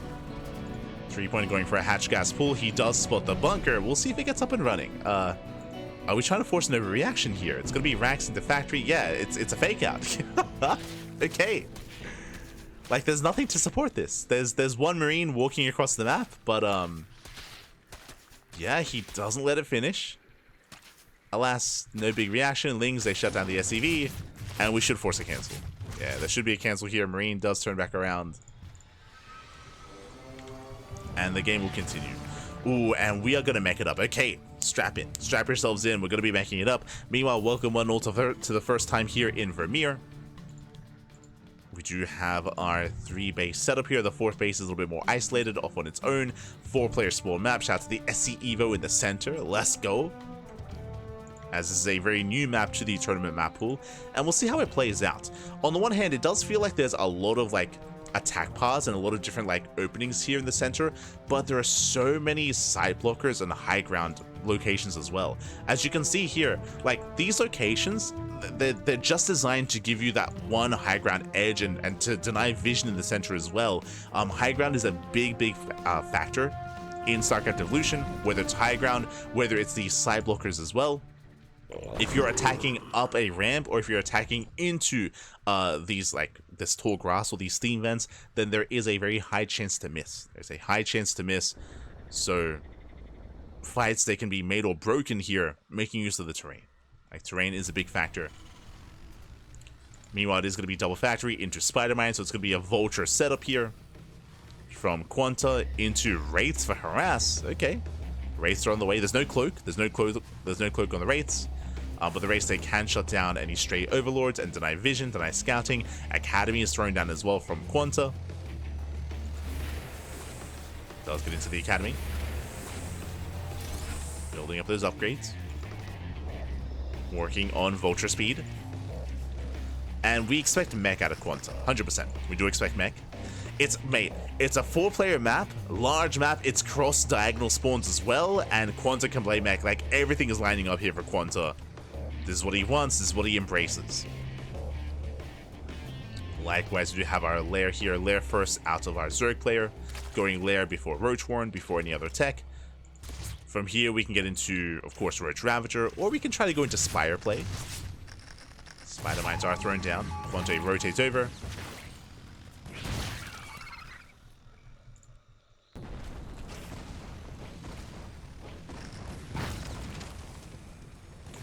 Rotate over here. Oh, basic queen's in. The queens are baited. 2 queens go down. Massive spine shots, or massive spider mine shots, I should say. Massive connections. Good start here for QuanTa. Does poke in. Wants another overlord. Doesn't quite get it. Hasn't gotten an overlord yet, but he's containing the Zerg player. Likewise, he does scout. Barely doesn't tip in. Rotates over. Making his way towards the mineral line. Doesn't quite commit. So far, still just containing the Zerg. And it is going to be Muta play. Okay, it's going to be all gases. We have all 6 gases being taken into Muta. The scans do reveal the gases. Queen's going to be going down. Gets another queen. Another queen does fall. But still has not seen the tank. Making his way towards the mineral line. Lings are being shut down. I mean, so far, QuanTa is trading very well. Killing queens, killing workers, killing lings. Almost getting into the mineral line. He's so close. 1 vulture goes down. Ray's catching another queen. There's 1 queen left. Now there's an opening. Now there's an opening here towards that mineral line. He wants those drones. He's so close. Oh, does a move in. We'll lose 2 more vultures. Roaches are revealed. You can see here, threepoint. He has to make roaches. He has to spend his gas, but he's still banking up and getting ready for the Muta. And again, so far, the Spire is unscouted. The Wraiths will help, but we need Goliaths. We need those Goliaths. Problem is, QuanTa doesn't know. Doesn't know what's going on. He saw some of the gases, but he might just believe it's for roach production. We know better. Yeah, back at home, researching siege mode, getting into tanks. Scans confirms no other expansion.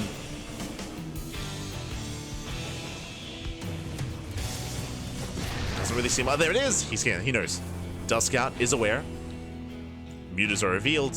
And back at home, we need those Goliaths.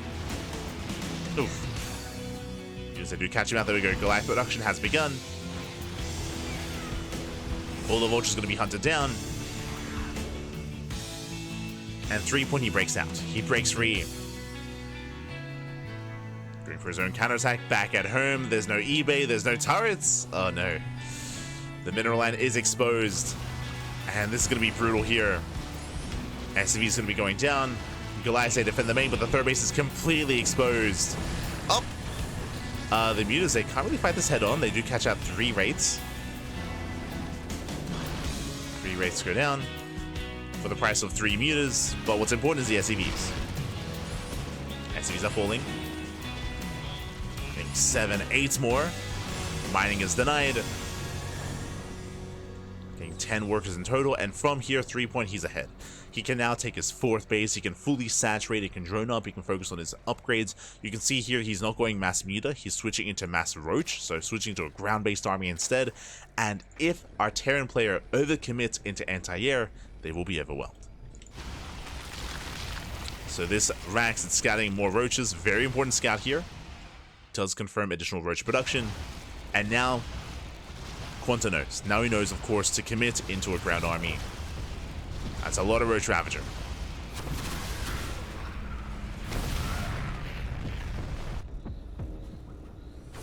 That's a lot of Roach Ravager here.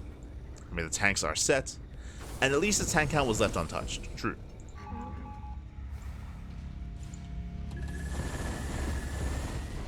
Tank count is still solid. Glass, they hold the line. These mutas, they shouldn't really get much more damage. I say that, yeah, they're going to be zoned away. So the mutas, what do they get? They got 10 SCVs, they denied mining at the 3rd base, and here come the roaches! Roaches do push forward into the tank line. A lot of tank shots going to be going up, but the glass are running out. The tanks are exposed, and the tanks are going down one after the other. 3-point, he does it. He overwhelms. Again, the mutas, they did just so much, slowing down the Terran, and there's just not enough support. The Roach army will just barrel on through. And with that 3-point, he does it. He does it. He breaks the Terran before the Terran can max out, before they can even get into our 4th base. This area is just so wide open here. And with that 3-point, he will maintain himself as the king of the hill. And he will maintain this position. Plus into main, oh, massive shots going up. Contamination here on the factory, love to see it. And he is running out of steam, he's running out of roaches, but the damage has been done. The reality here is at 3-point, he can just remax. He can just rebuild, remax, keep this going. As that's going to be a kill at the natural CC. And again, despite the strong start of the QuanTa, the mutas did catch him off guard. And GG gets called a 3-point. He will take down QuanTa, and he maintains himself as the king. GG. GG, well played. A really fun start there from QuanTa, but he never got into the main. And remember, he was scanning a lot. He was doing a lot of scans at the 3rd and at the natural, but he never scanned the main base. He never saw the tech, and he was unable to be ready for it as well. He wasn't able to get ready in time. He was able to defend his main and defend his natural, but he was not able to defend his 3rd base. Not able to defend, not able to protect. GG, well played. At 3-point, he will claim the win. And now we are getting ready for our final 2 best of 1s. And up next is going to be Rebellion. Okay. Rebellion is going to be revived.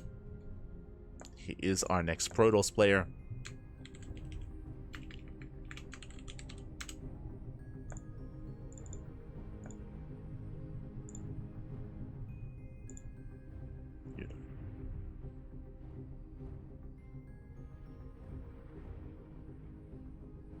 Is our next Protoss.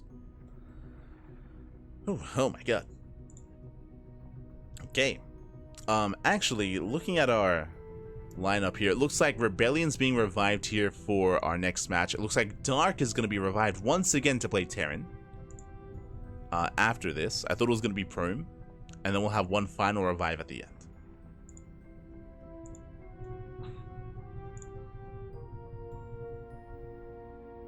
Oh, I never, my apologies, I never did open predictions for the last best of 1. My apologies. Never did open it. I'll make sure to get it going this time.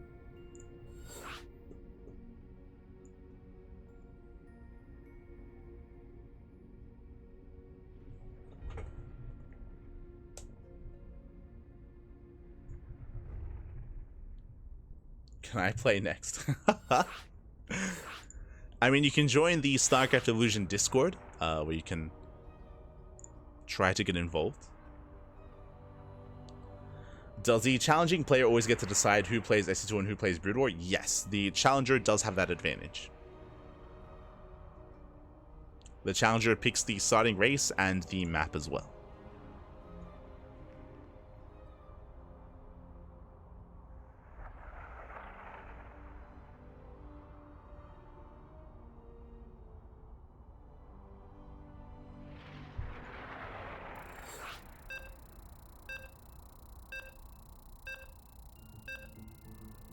we go. We're getting into our 8th match. Into our 8th best of 1. After this, I'm probably going to go get some food and get ready for Sea Duckling Open. I was going to consider laddering after this broadcast, but this is getting a little bit late and I have not had breakfast yet. I woke up and I jumped onto cast, and it is 5 p.m. so it would be nice to get some food after this. It would be nice. As we jump into our next best of 1, as we jump in and spawning in the top left hand corner, we have our current King of the Hill with 6 wins accumulated already. Oh my, can he be stopped? Can he be shut down? We have the South Korean Zerg player playing Brood War. It is threepoint. And spawning in the bottom left hand corner of Troy, we have the South Korean Protoss player. We have the blue Protoss. I will fix up the names. I got you. Oh, bam. There we go. Fix up the in-game player names. We have the SE2 Protoss player from South Korea representing among StarCraft 2 players. It is Rebellion. Sorry, among SE2 people. And if you're in the chat, predictions are open. Get your gambler going here for this best of 1. I apologize for not opening up predictions in the previous best of 1. Do apologize, but now they are open. And welcome one and all to Troy. Troy is a very unique map. Troy is a 4-player spawn map. You can spawn in at all 4 corners of the map, and we have vertical close spawn locations. A vertical spawn here means aggression is favored. If we had cross spawn, I would favor more macro play, but here we'll see who's able to get eyes on each other first, as overlords are moving out, and threepoint will soon confirm the location of Rebellion. Likewise, Rebellion, he already scattered. He did go in with a probe. He did get eyes on the hatchery. Based on the timing and based on the trajectory of the worker, last threepoint, he does determine the location of the Protoss. Does determine Rebellion. It's going to be hatchery into spawning pool. Late gases here for threepoint. Very late gases, as he's going for another hatchery as well. So this tells us that most likely there's no aggression coming out from threepoint, as he has no link speed, he has no early tech, he's just droning, being greedy.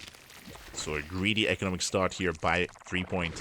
Rebellion back at home, going for a gate into Cybercore into Nexus, standard opener out of Rebellion. Oh, I spoke too soon! Hello. Threepoint is being greedy, Rebellion going for the proxy. Ooh, proxy Stargate. Okay. You have my attention. Can you make breakfast for me too? Oh no. I'm probably gonna make some ramen. I'm gonna make some ramen. It's gonna be beautiful. But proxy Stargate, most likely proxy Void Ray. Remember, this is SE2 Protoss, not a Brutal Protoss. So I'm feeling... actually... could be proxy Void Ray. I guess proxy Oracle would make the most sense. Yeah, so my apologies. Proxy Oracle would make more sense. Lings, they do fan out. Ooh, and they're going to scout this.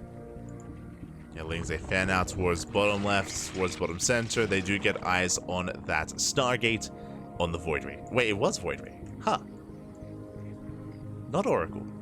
So in my mind, Oracle would make more sense because the Oracle can get economic damage. The Void Ray less so. I mean, the Void Ray can deny the expansion, true. There's limited anti-air.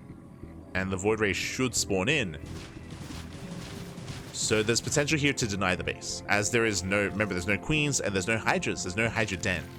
So this hatchery should go down, assuming that the Void Ray heads in that direction. Oh my god, no! It's gonna be denied! 1 second? Like half a second? 99% done! Oh my god, the pylon... No! The pylon will finish that. Whew. Pylon does complete, Void Ray does spawn in. Second Void Ray on the way, second Stargate out of Rebellion. Oh my god. Going for the second Stargate. Void Ray check, no! Scout! Oh no, he's not aware. If he was, he could deny the expansion easily here. But alas, he's going for the natural for the time being. I mean, he can get both. He can get both. Going for the gas guy. He's crazy. He's going for the gases. He's going for the gas guys. So for those that are curious, these neutral gas guys, if they get brought down, they turn into, they wall off. They completely wall this area off permanently. He's going for the geysers. He's crazy. Now it makes sense. Now it makes sense. We have spores on the way. They need more time. The first geyser is going to go down. Can he get the second? Can he get the second geyser in time, though? I don't think he can. As you can see, they turn into rocks. He can then these are not destructible, by the way. Oh, does pull away. Oh no! Does pull back. He wants it. Can he get it? Oh god, it's not. Oh, it's so close. Barely not. Another Void Ray's on the way. He's so close to bringing it down. Again, there's no hydrogen, there's no anti-air, just the spores. Oh, he needs that Void Ray to tank. Our shields are going to be regenerating. Yeah, he's going for it. He is going for it. And there we go. He does fully lock in that main. And drones, they cannot get out. Let's go. On top of this, he can go for the expansion, but he doesn't know. If only, like, you get both. He could wall off this area and kill the expansion. But he's unaware. He's unaware of the hatchery. Lings that will clean this up. We have more Void Rays amassing.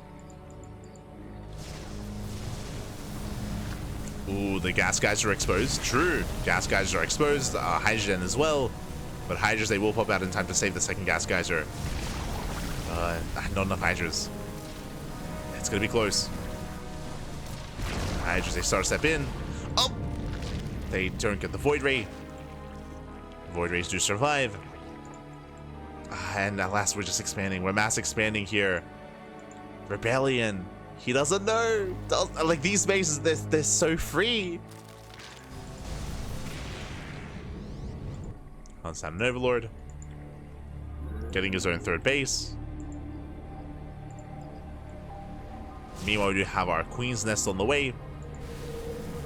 Now, the opposite is true here. So we're also killing these gas geysers. Why? To protect the base, to protect this expansion. We're fully walling this area off here, so this base is going to be safe against Ling run-bys. So really, he walls himself in.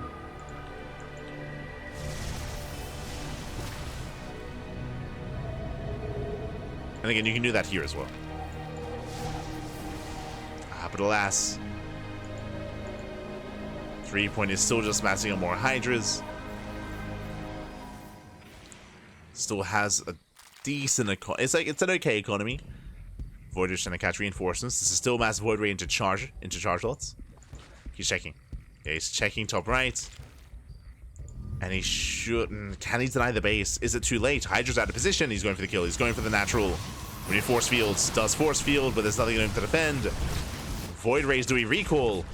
Yeah, there's the recall. Void Rays, they recall in time. But this saves the third base. It saves the expansion.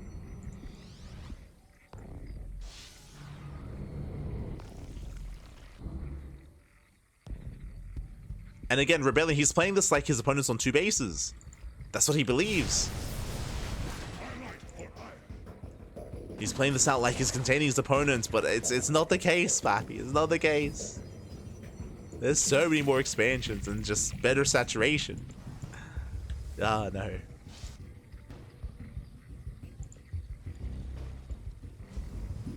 Maybe one Rupture. I would say just any splash damage, like Storm work. Like we're working towards Storm. Like Storm is on the horizon. With the Temple Archives. The last Hydra's pushing in. Once again, nice force fields. There's no answer to the force fields. Gives time for the Warriors to come back home. But this is just containing Rebellion and keeping him pinned.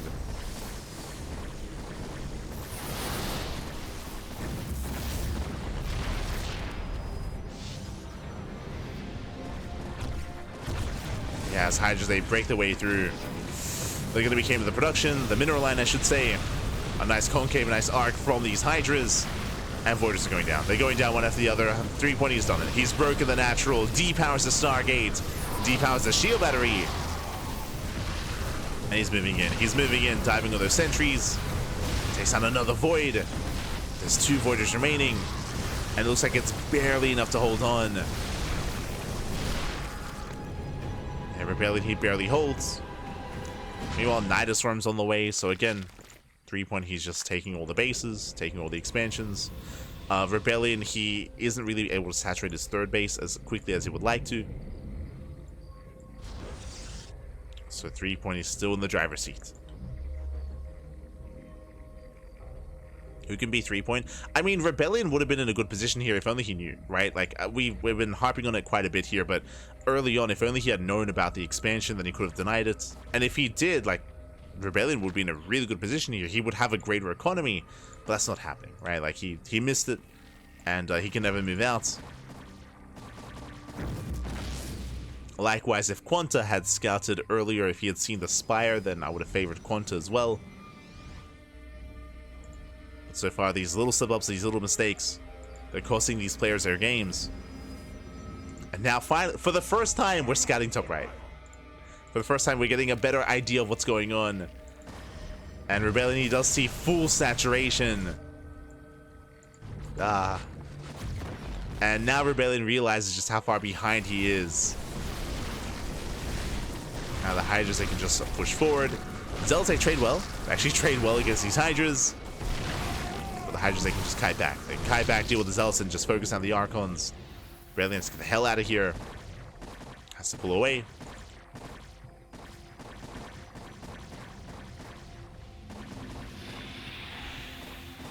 This 3-point will clean this up. So Save 4 takes down the Archons. Gets 1, gets 2, gets 3. And takes down most of the Archons here. And with that, I mean, we have 2 Archons left, true. And a Warp is out. No, the Prism. Prism goes down. Now we cannot save those high-tech units. Brutal losses for Rebellion. He's holding on, but he at a cost. At a cost of Archons and Immortals.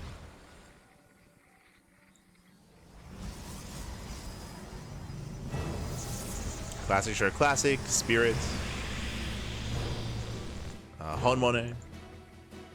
There's a lot of comparable players out there. But remember, this is a best of 1 format. Like, I can even see 3-point beating Classic in a best of 1. I mean, he's done it before. It's a very different kind of scenario and setup here. There are certain players that I would favor against 3-point in a longer series, but in best of 1s, anything is possible. And here in this best of 1 format, 3-point, he is thriving. He's thriving in these best of 1s.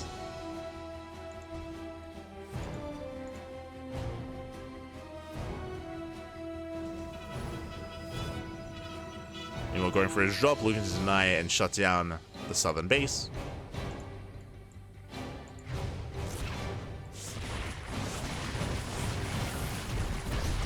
Southern expansion is going to fall. There's no saving this, so everything is going to be cleaned up.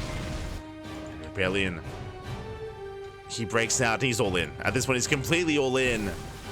Up. Diving on the Hydras. I mean, again, these Zealots, they trade well.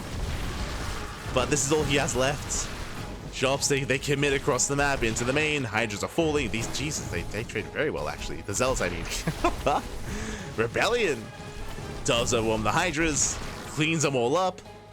I'm a little bit shocked as to how well these Zealots are trading. Gee, oh my god. Killing every single Hydra. Rebellion, he can still pull this off. There's the recall. Recall into the main base. Hydras, they bust in. Couple of Zealots to defend.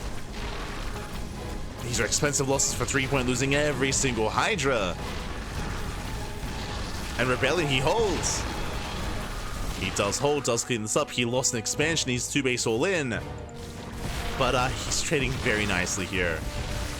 And punishing the lack of lurker tech.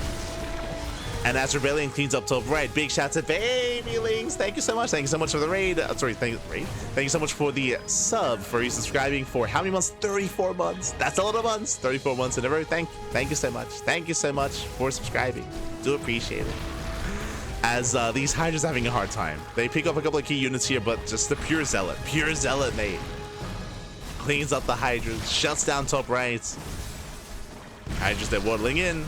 They're going to be cleaned up. And Rebellion has the turnaround. Who needs a third? Who needs a third expansion? Papi, mate, we're Protoss. 2 bases. That's too much, actually. That's really, Rebellion could have pulled this off with 1.5 bases. Maybe even 1 base. Crazy. As Rebellion, he does have one. Lurker tech is just now being researched, but alas, 3-point, he's being punished for never teching. Into lurkers.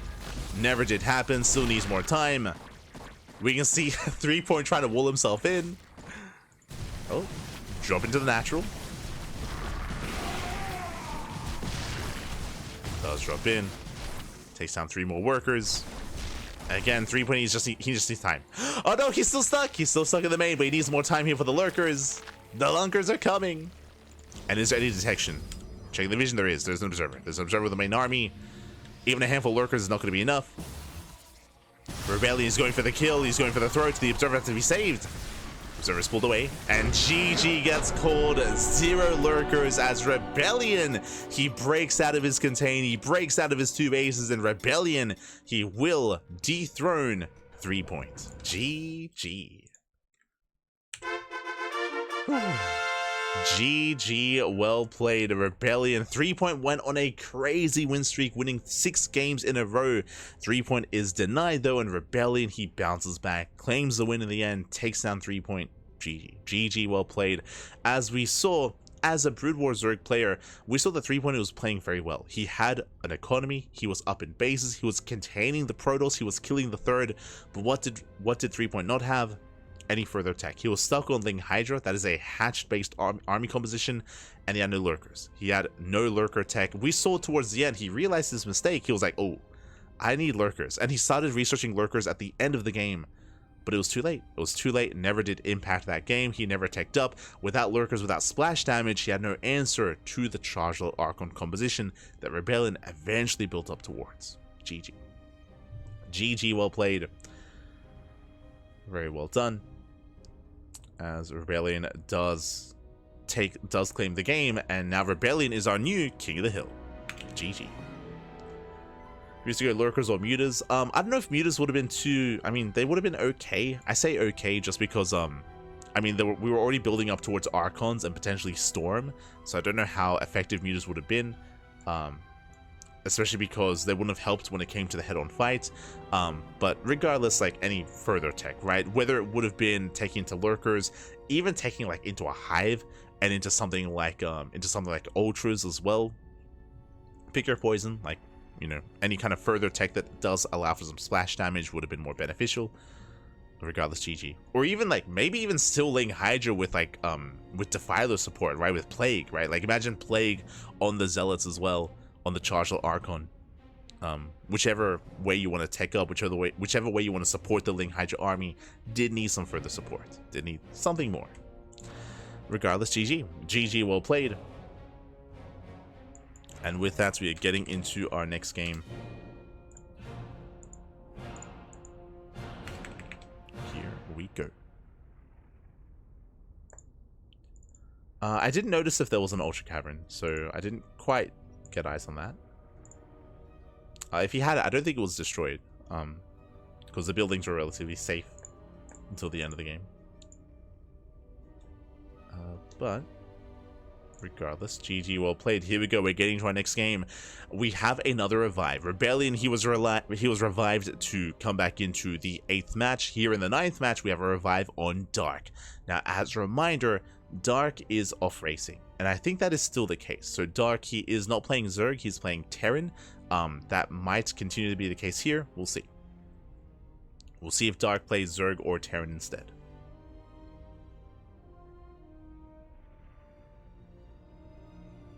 Here we go. I remember seeing him getting into it relatively early. Interesting. I did see the Queen's Nest early on. I did see that. I didn't notice the Ultra Cavern. But, let's see.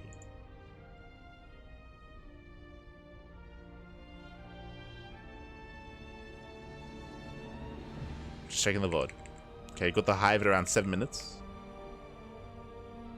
7-minute hive. Into Nidus, because he was Nidusing top right.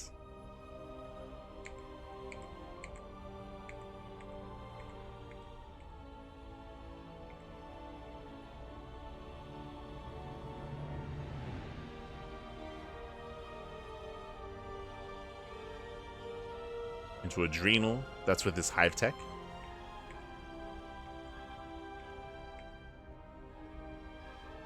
Yeah, he never got an Ultra Cavern. With the hive, he did get an earlier hive at around 7 minutes, but it was for oh no, wait, no, sorry, my apologies. He did get an Ultra Cavern at 12 minutes. Yeah. He got an Ultra Cavern as he was dying. He got an Ultra Cavern as he was losing all of his Hydras. So towards the end of the game, he got his Ultra Cavern. And it was after that that he started Lurker Tech. So he made the decision after he lost everything. He made the decision to go into Lurker Tech instead of Ultras. But he also was broke as well. Like, he had no money. So rough position there for 3 wins. So yeah, he threw down the Ultra Cavern at around 12 minutes.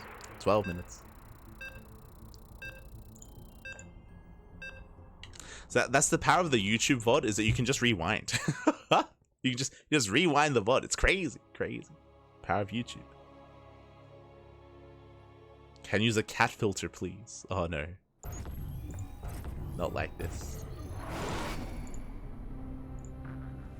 But here we go. We're getting into our next game here. We're getting to our next best of one and spawning in the top left-hand corner. Top left-hand corner of Neo Isles of Siren. We have the South Korean, once again, Terran player. The SE2 Terran picking the island map, Neo Isles of Siren. He's crazy. He's from South Korea. He is Dark, the new challenger.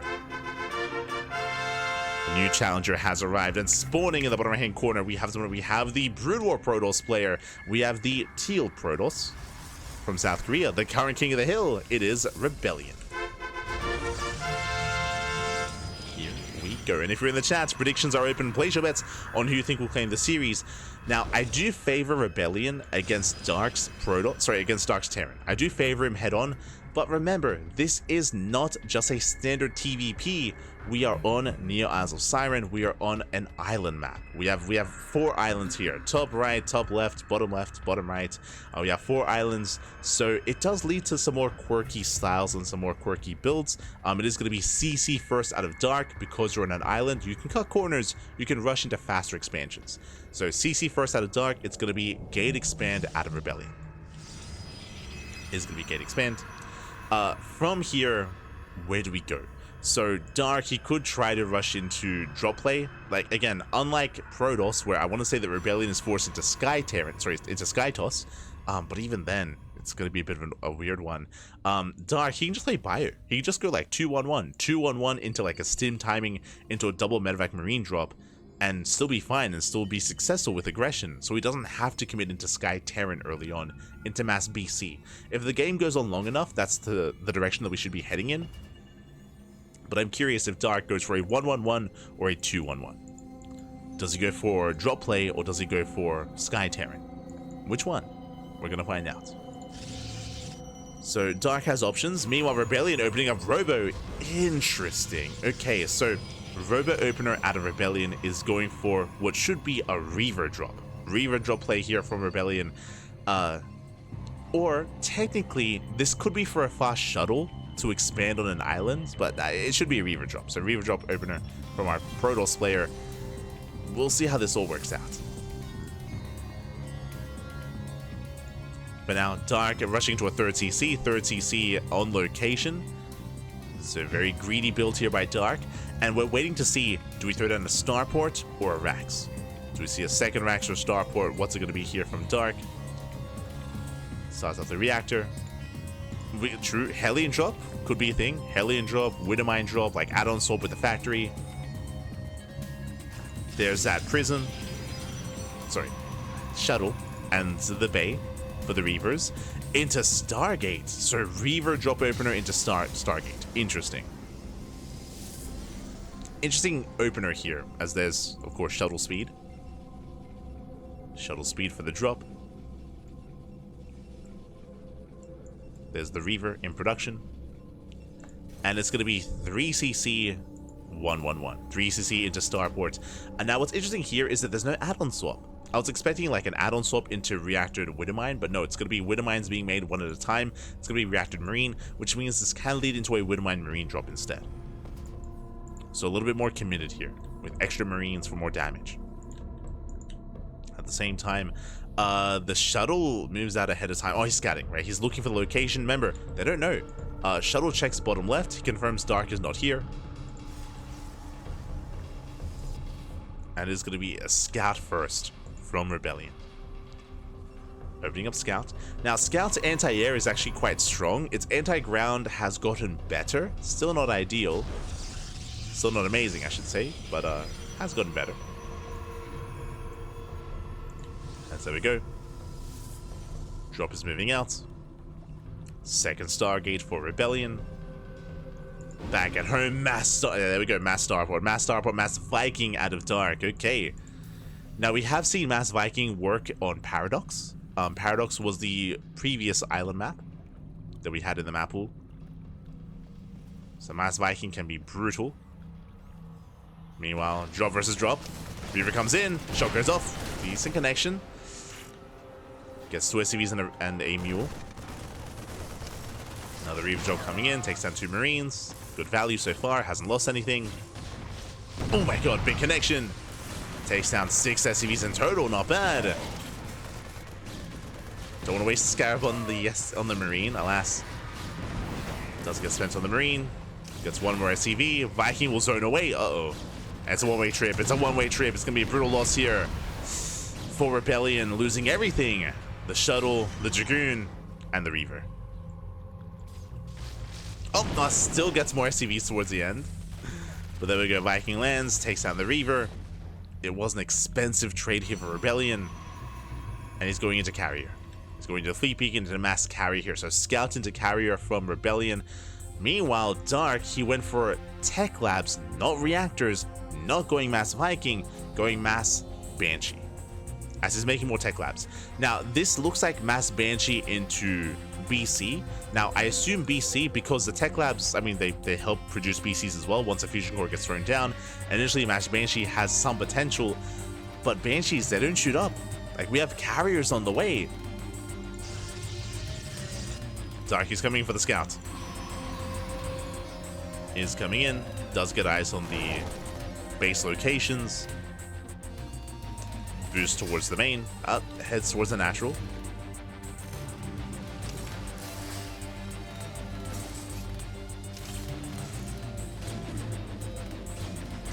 Oh! Here's going up. Dark doesn't scout. This is important here. Dark, he didn't get into the main. He has to scan. He has to scan. He has to do something here because right now Mass Banshee is not going to help. It's not going to help against Mass Carrier. It can harass, but in a head-on fight, there we go. Does scan, does get eyes on the tech. He sees the Carrier morphing in. Whew, he knows. And immediately, BC. Immediately, Fusion Core's on the way. Fusion Core's on the way, getting ready for Battlecruiser production. Yeah, and more starports. So just Mass Starport, Mass Sky Terran against Sky Toss. And I do favor the Terran once they get this going. Like, unfortunately for Dark, he did open Mass Banshee, and the Banshees, they're going to be more difficult to really gain value. So it's kind of like an awkward way into Sky Toss, whereas someone like QuanTa and Homeowner, they just go straight Reactor into Mass Viking. They just go Mass Viking, then BC. Here it's Banshee into BC instead.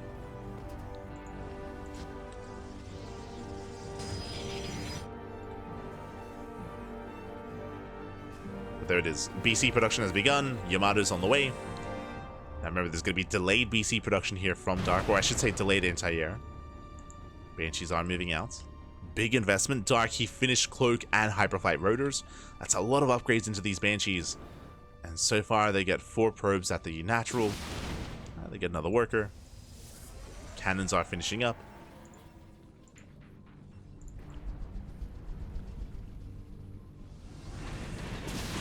Yeah, Banshees are being shut down. And for now, they haven't paid for themselves. While we rotate into the main. Rotate into the main base. Getting a couple of workers. This could be, what, 2 or 3 probes going down. Ah, not bad. Rebellion out of position. I mean, the army is slow. He's being distracted. He's being distracted here in the main base and at the natural. Catching up more workers. Rebellion races back home, splits up his carriers. And what's important throughout all this, we're just walling up. Dark, he's playing tower defense. Throws down a wall of turrets. He's making 4 BCs at a time. Oh my god. Brutal connection. Oh my god. Getting to the midline. 5 SCVs is going to be going down. These connections BCs are going to be scouted. He knows. Is aware of the battlecruiser.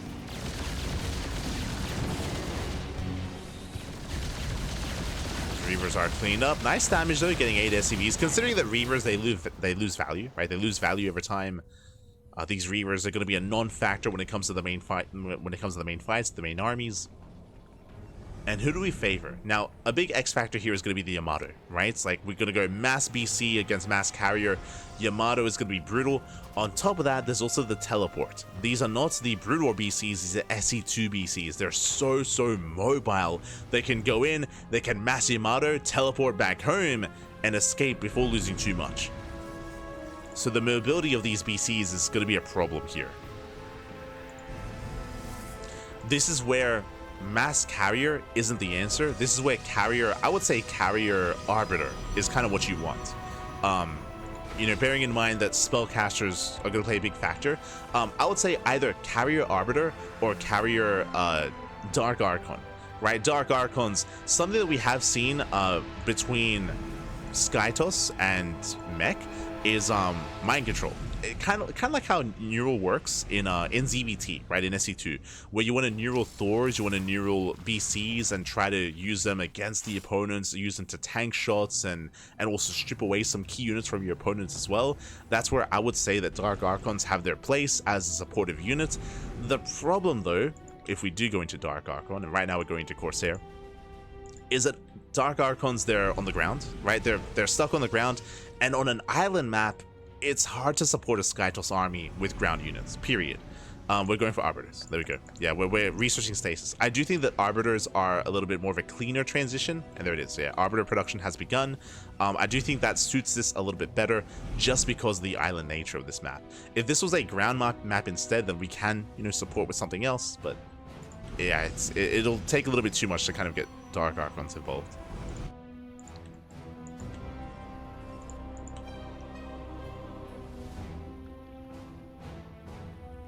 Dark Archons are really good. Yeah, I agree. Like I think if we were playing on a regular map, I would really want to see Dark Archons more, but like Arbiters, they have their place here.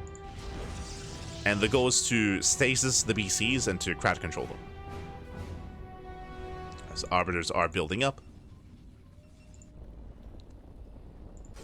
If it was just going to be pure carrier, I would 100% favor the BCs.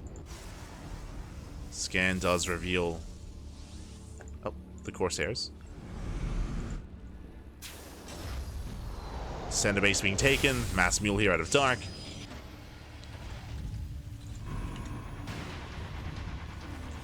Correct me if I'm wrong. Corsair spell Wikipedia. Corsairs, do they only have disruption web, or do they have another spell? I can't quite recall. Do they have another? It's just disruption web. Okay.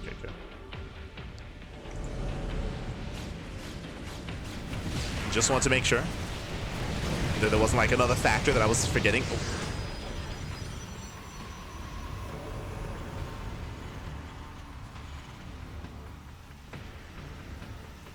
As we can see, Dark just fully walling up, throwing down more turrets.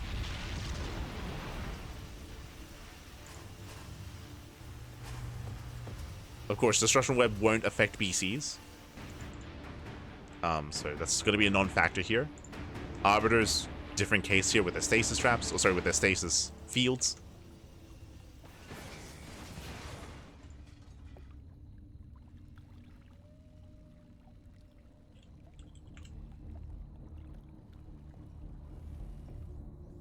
BCs are moving in. Oh, moving forward. Mass stasis. Who does catch up most of the BCs? Not bad. Only 4 BCs do survive. Carrier pushes in, and again, the stasis lasts a long time. And this is where Rebellion can thrive. It does mass stasis. Doesn't kill any BCs yet. I think he got 1. But he does break the location. Stasis is about to run out, though. He has to be careful. Okay, he pulls away. Does pull away. Has to respect the battlecruisers. Oh, Yamato's going off. Yamato's on the cannons. Also, good start for Rebellion. And that's the dynamic we're kind of looking for here. And remember how we spoke earlier about Dark Archons? Bam, there it is. Dark Archons are on the way. Now, I'm going to re-emphasize what I said previously, how I do favor Dark Archons as a supportive unit here for Rebellion, but because of the nature of this map, it's going to be difficult to get them in position. It's not going to be easy. Like, their use is going to be quite limited here, but I do like them. I do like them as a choice.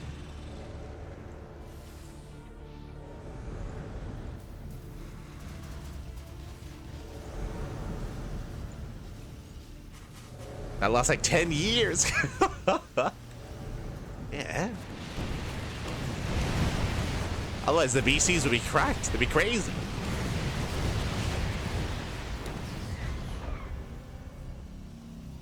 Likewise, this is where I have to be a little bit judgmental of Dark, because Dark, he is, unlike his opponent, Dark is going pure BC. He's going pure BC here. Whereas I would prefer BC Ghost. Like, Ghost with EMPs would be amazing as a supportive unit.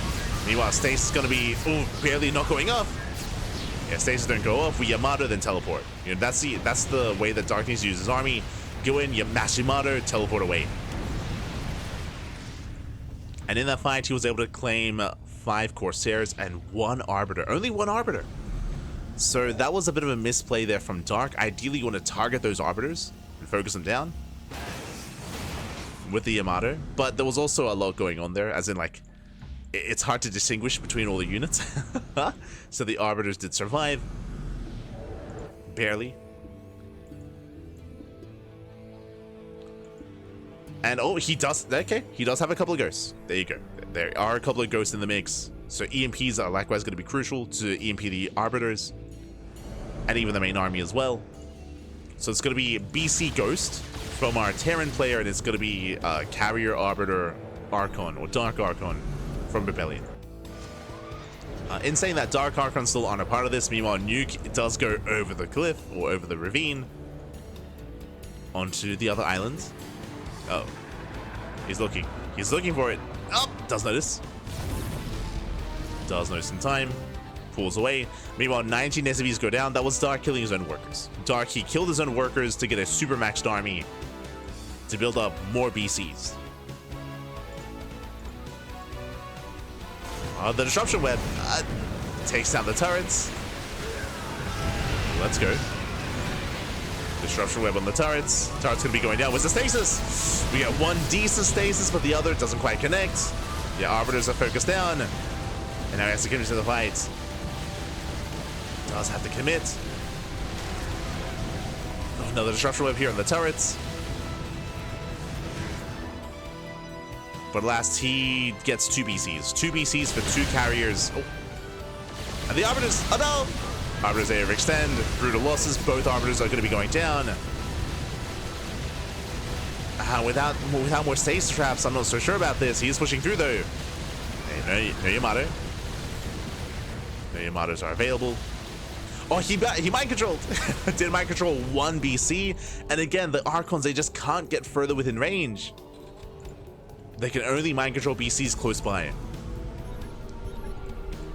So it does mind control 1.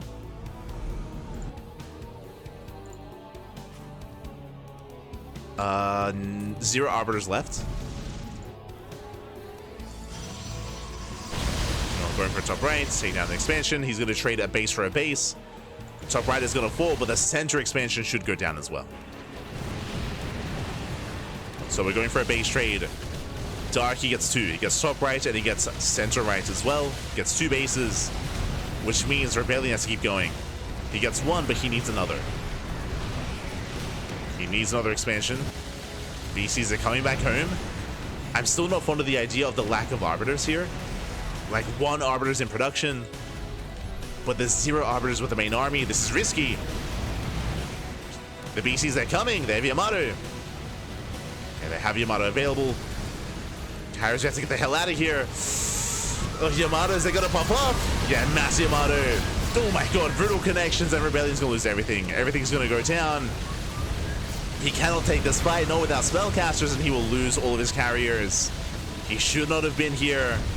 He had to pull out much sooner, or at least have an Arbiter. And alas, he will lose every single carrier. 1 carrier and 1 BC survive. And Rebellion, he plummets. He plummets in supply. Does plummet. Dark, he's already remaxing. He's already remaxing, already rebuilding. Again, Rebellion, after killing that expansion, had to pull out. Or have been more conservative here with how it was moving. Now we're building up into Scouts? Interesting. I mean, Scouts, they have a high amount of DPS for single target, that is true. But, BCs, they're quite tanky. There's a lot of them. Center Rider's gonna go down. We're building up more Dark Archons, which again, Dark Archons, they have potential, but you know, they're stuck on the main island is the problem. At least currently. I mean, in general, Rebellion's just stuck on his main island. Trying to expand. Rebellion, he's unaware of the other bases here on control of Dark. He's unaware. And Dark, he's just massing BC. Just mass BC. And sure, there were a couple of ghosts, but EMPs were never a factor. He never went for the EMPs. He has them available, but it's just about pure BC.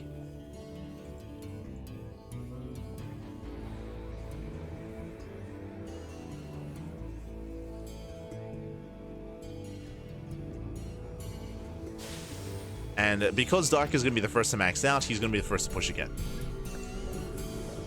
Okay. The Archons, they've now leapfrogged over into the center islands. They can now be a little bit more impactful here. And this is an interesting transition. It's going to be mass Dark Archon Scout. The carriers, they're left over from previously.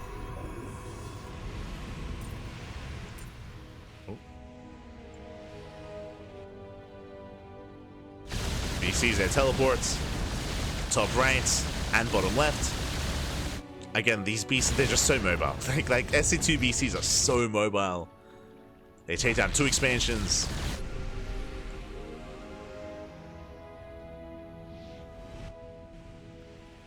And Rebellion, he's trapped here in the center. And the problem is that he can't really respond too hard to these BCs just because like he needs that Archon support to take a fight. Even then, I'm not too convinced. Like the Scout was recently buffed. The Scout was buffed recently, so oh my god, he's going for the nuke! He's crazy! Mass EMP! Oh my god, Mass EMP on the Scouts. Nuke is about to pop off. And 0 detection. Yeah, 0 detection. Ooh, another brutal EMP on the Dark Archons. And now there's no mind control. He does blink in. And BCs, they will clean everything up. There's a skin. Yamato's, they pop off. And BCs will clean this up. GG gets called, and Dark, he will claim that throne. And he's our new King of the Hill. GG. Whew. GG, well played. The EMPs at the end, they did seal the deal there for Dark. The only thing that was threatening him were those Dark Archons. And alas, Dark, he was just all over that. Even before that, though, we did see that, honestly, the deciding factor in that game was when Rebellion killed the center base, and then he kept pushing towards the 4th base of Dark, but he stuck around. If you remember, he killed the base, and then he kept pushing to try to get some reinforcing BCs and some of the production. He did stick around too long. Because of that, he got caught out completely, and he lost almost every single carrier. Remember, 1 carrier survived. 1 carrier and 1 BC. And a big part of that as well is that he had no spell casters with his army. He had no arbiters, he had no Dark Archons. The carriers were on their own, with like a couple of Corsair. And in the end, GG. GG, well played. Whew. Dark, he does claim the win. And now we are getting ready for our final best of 1. Dark, he is our new King of the Hill. And who will rise up to challenge him?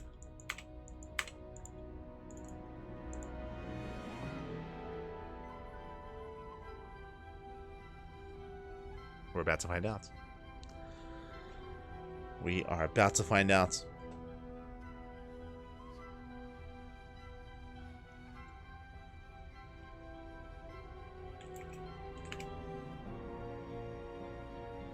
Just catching up.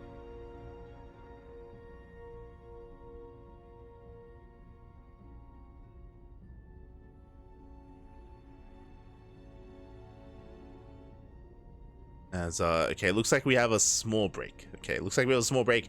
We have our next challenger. It is going to be a TVT. It's going to be a TVT here between QuanTa and Dark. They're going to be facing off here in the final best of one, and we are going to be going on a short break as QuanTa does need a couple of minutes here before he's ready. So he does need some time to prepare.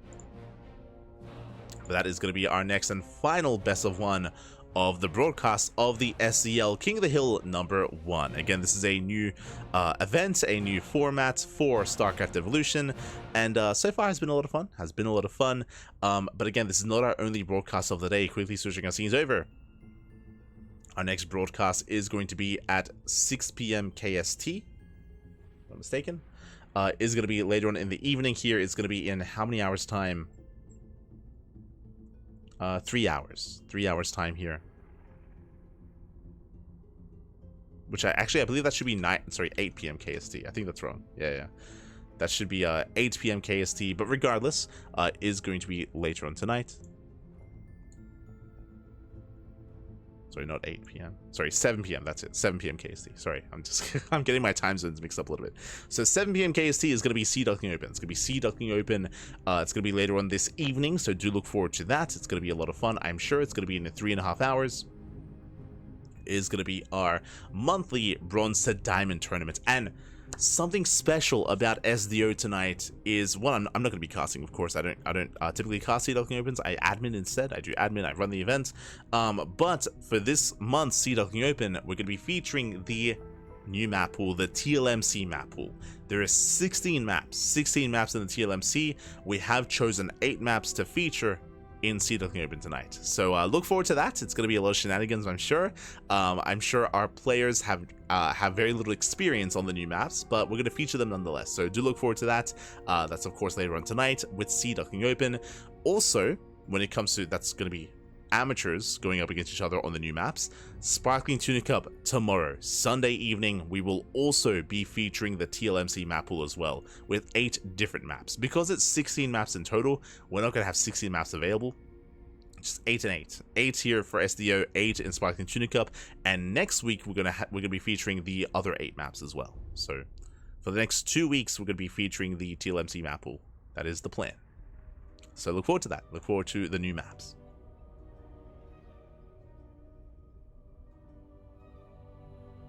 I'll win the raffle. Este Yaku.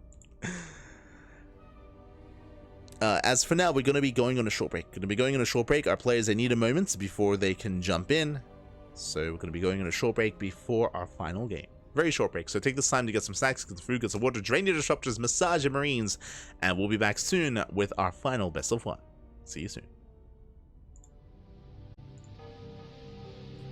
And welcome back, everyone. Welcome back to the final best of one of the night here in the StarCraft Evolution King of the Hill #1, your new semi-regular tournament. Again, this was kind of like a test run of this format to see if there would be interest in the viewers, in the players as well. And we have found ourselves in our final matchup. And here we go, spawning in the top right-hand corner. We have our South Korean Terran player, the new challenger, the blue Brood War Terran player. It is a QuanTa.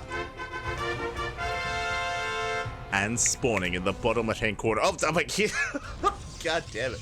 In the bottom right-hand corner, we have his opponent. We have the South Korean, usually Zerg, but here he is the South Korean Protoss player, the SC2 Protoss, the current King of the Hill. It is Dark. Este Dark, shaking my head, shaking my head. I mean, it makes sense. He's not going to be playing a mirror matchup. Instead, he will instantly scout his opponents. And if you're in the chat, predictions are open. Place your bets on who you think will claim this series. I'll be honest, I do favor QuanTa coming into this, as he's playing his main race against Dark off racing. But Dark does have a lot of experience with Protoss. Dark, he has competed as Protoss in recent months, but that is mainly against Zerg, not against Terran. So I'm curious what builds Dark has up his sleeve. We'll see how he compares. We can see QuanTa's scouting for his opponents. Again, this is a 4-player spawn map. QuanTa checks top left, he's checking bottom left, and will eventually check bottom right, and eventually find Dark. He will eventually find him. Until then, we do have a 2-rack opener. 2-rack opener out of QuanTa. I should say, racks expand. Oh no, sorry, CC first into 2 racks out of QuanTa. So a very greedy build here from our Terran player. Likewise, Dark is aware of the greed, back at home, does go for his own expansion as well. Bit of a later Nexus from the side of Dark. Going down his gateway first. Ooh, and we are going for a stim timing. Now, if you remember, if you were watching earlier today, and if you saw Euthermal against Classic, Euthermal twice in his series went for a similar build. He went for a 2-rack stim timing. Here, we're getting up to 3. So it's going to be a 3-rack stim timing here out of QuanTa. What's important, Dark did scout. Dark, he saw the Academy. He knows that stim is coming. He knows that there's going to be a big, strong bio push. As there's that stim. Now again, this does hit different from a typical 3-racks in SE2 because the Academy is all you need to make medics. Unlike in SE2 where you need a factory and you need a starport to get into medevac production, here medics you can make straight away from the racks. No add-ons are required, all you need is the Academy. So there will be a couple of medics with this push. As the Marines are building up, speaking of medics, yep, there they are. Medics are on the way. Against Zerg, you actually mix in a couple of fire bats. So you go medic and fire bats as well, as you also just need the Academy for fire bat production. But against Protoss, you don't need fire bats. It's not really a factor.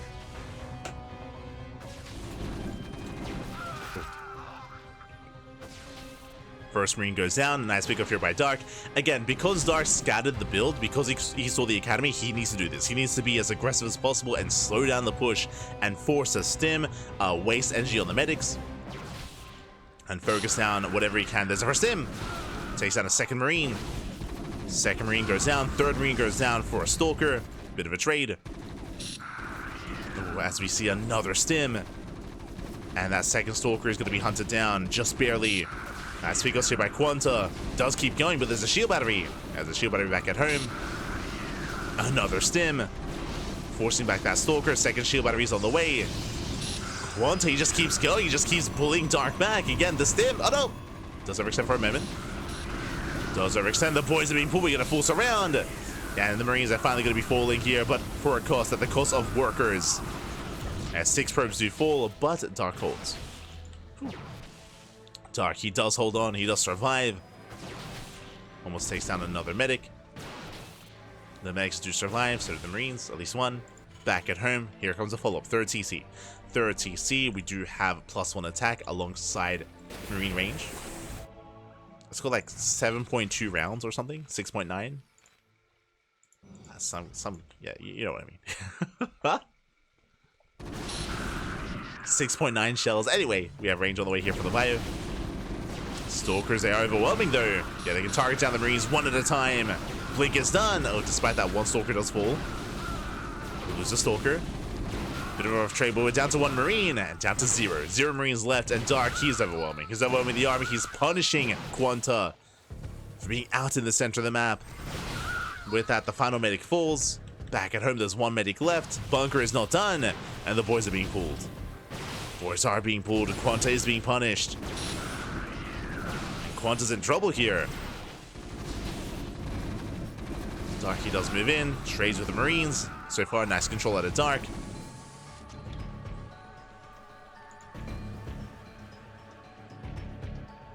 He does have nice control. So far, preserving his army. Where's the repair? Repair's a little bit late. Bunker does survive. Back at home, we do see Dark getting a third base into charge, so it's going to be a gateway heavy composition. Blink into charge. Meanwhile, QuanTa is stuck. He's stuck on 2 bases. He does have a third TC, but he cannot expand. He cannot expand. And Dark, he's even blinking into the main. Oof. Does dive in. Catching out some of the production. Delaying their axes. Trading with the bio. Boys are being pulled. The rank should survive. This is going to be a one-way trip. Well, barely not. Barely he can... Oh, kind of blink away. Messy escape there by Dark. Does bleed out 5 Stalkers. That wasn't really worth it for Dark. Losing 5 Stalkers for 3 SCVs. And a handful of Marines. So a worse trade for Dark. But he's still ahead. He still has a third base. That's getting saturated. He's still building up.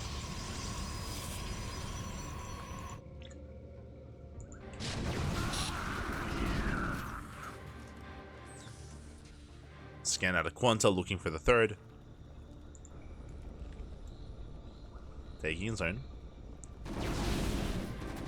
We got solar flares on the way. By that I mean optic flare.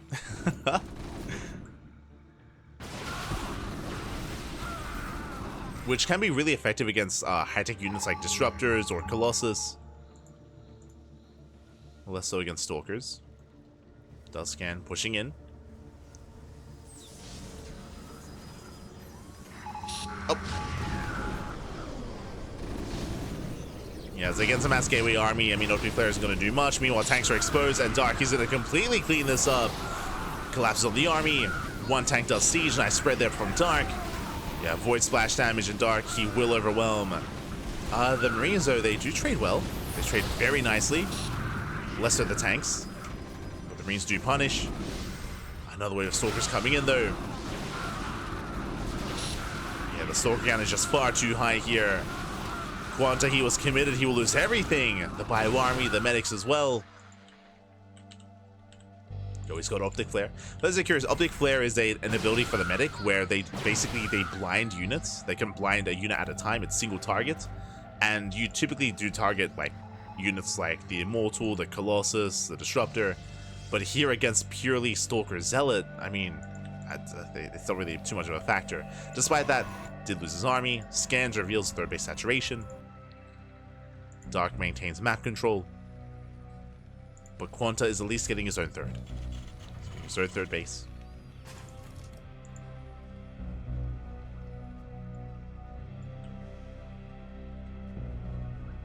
His third is getting up and running. Dark, he maintains map control.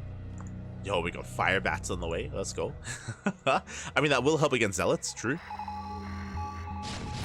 Will help against the charge lots. As QuanTa stuck at home. Despite being aggressive early on, he is now contained here on 3 bases.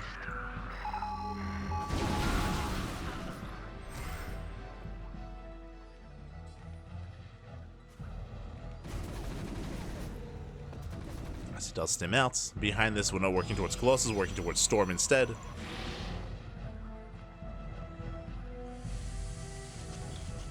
Storm is on the way.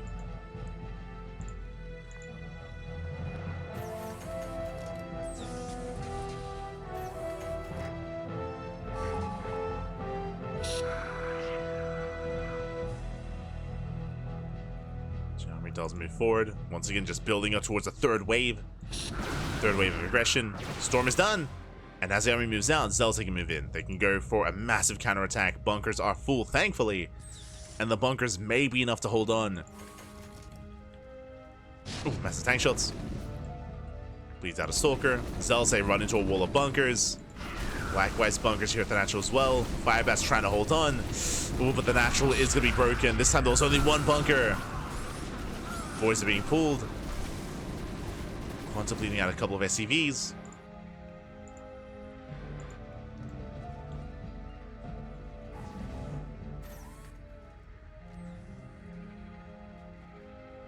Stark, he doesn't quite commit. He's just banking on more energy. Scan does reveal the High Templar.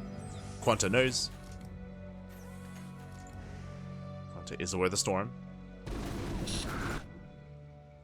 Zealous once again going for another run by. The bunker is still being rebuilt. Oh. And alas, QuanTa not quite ready for this. Does scout at least. Does scout. Ooh, does come back in time. Ooh, he holds. Does hold back at home. Dark still massing up his army.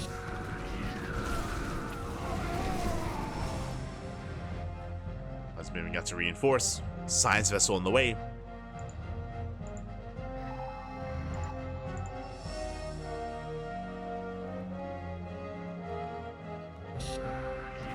Spreading out. Yeah, getting a better angle here. Nice splits against the storms, but the storms, they still connect. Yeah, they still do connect. He stands in the storms. And with that, it's going to be close. Another storm in the army. The medics, they just heal through that. Jesus. You can see the difference between storm, like the SC2 storm and the Brood War storm, is that here the medics, they just tank the storm. They didn't even care. Ooh, Zelsa, they catch the on siege tanks. Oh my god! Yeah, the tanks are caught on siege. Every tank going to be going down. Nice defensive matrix. Saves one tank, but only for a little bit longer here. Yeah, the Ravens? The Silence is a little bit too late. Zealous will clean this up, and only the medics survive. And medics, they can't attack. Not like this. And Darky will clean this up. Has more storms coming in. Feedback on the science vessel. Storm on the medics.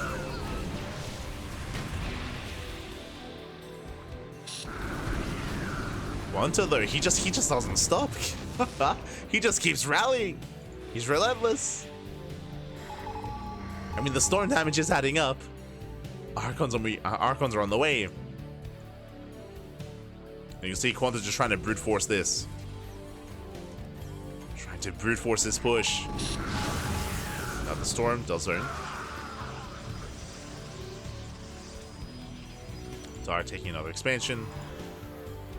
Does reinforce with more Archons.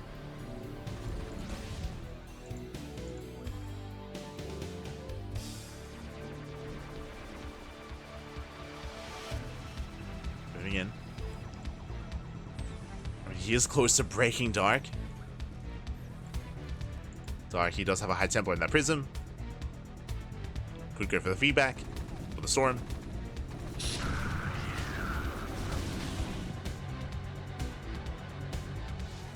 Likewise, QuanTa trying to catch some reinforcements, or trying to catch transferring workers. Takes down a pylon.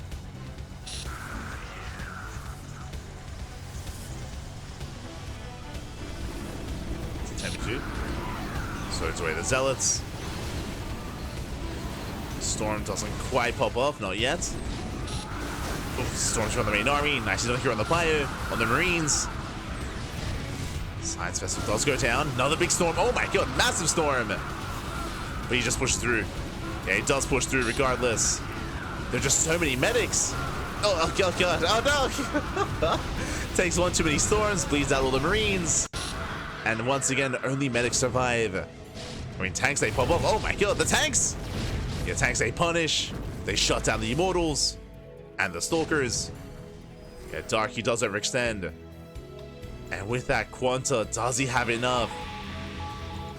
Dark catching reinforcements. QuanTa pushing in. Okay, he commits. Does commit forward, takes down the first Archon. There's 3 Archons left. Darky's turning around.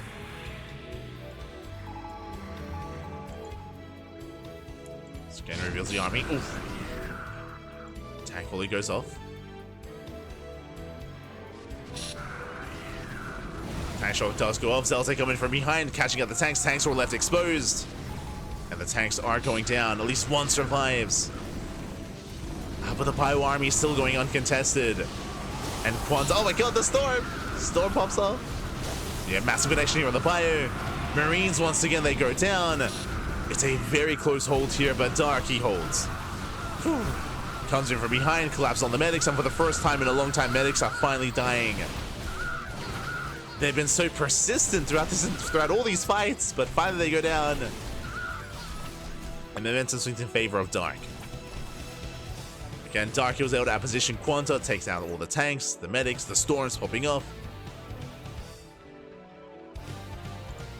Dark, he gains map control. QuanTa, he's rebuilt his tank army. Setting up top left.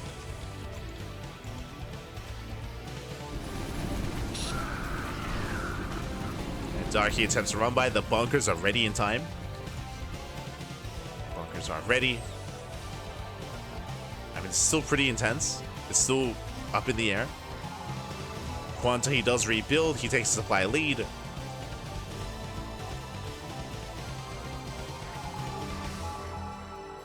Honestly, it's been the MVP storms out of Dark time and time again.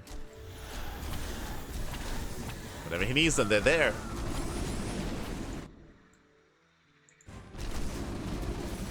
Into the main.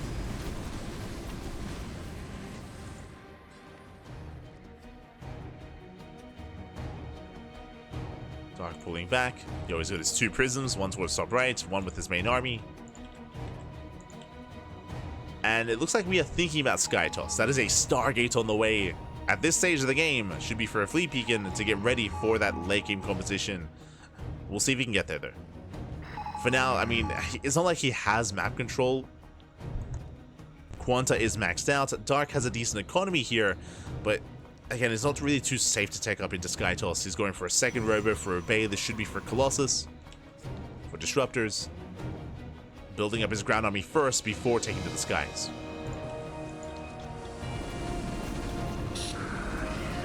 Another run by coming in.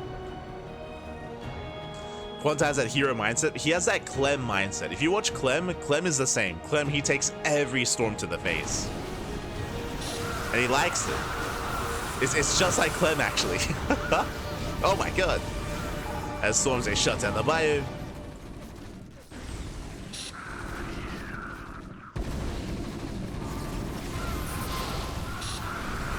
White Science is getting very low. They're going to be going down as well. Yeah, brutal losses for QuanTa. Still maintains a tank army. That's a lot of tanks. Yeah, that's why Clem is so clean, because he just stands in all the storms. Ah, so clean. Clem says, "Shower me, papi." that is what he says. Oh no. You know, storms on the tanks. Tanks are on their own. Where's the buyer? Where's the support? Tanks are all going to be shut down. Massive pickoffs here. As every tank falls. Again, QuanTa here extends. He did not have enough Marines here. Not enough medics. QuanTa Dark for the first time in a long time does take a supply lead. Colossus are on the way. There's a fleet beacon for Skytos. He's getting there. Meanwhile, QuanTa heavily overstimmed. Jesus. Very overstimmed. Scans, confirms bases, confirms saturation. Another Zealot drop into the main.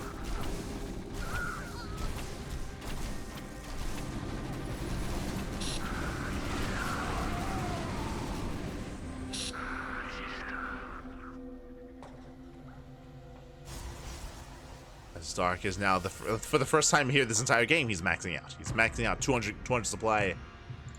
He's getting there. Building up more Colossus. This is where the optic flares can come into play, where they can try to target the Colossi. That can be a factor here. It may not matter with all the Zealots getting involved, but it could be a factor.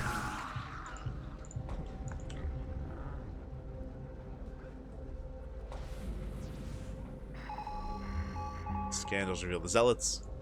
QuanTa try to hunt them down. And we'll be able to. Catches out most of the Zealots. Pushing towards bottom left. Dark, he's aware. Going for another massive Zealot run by.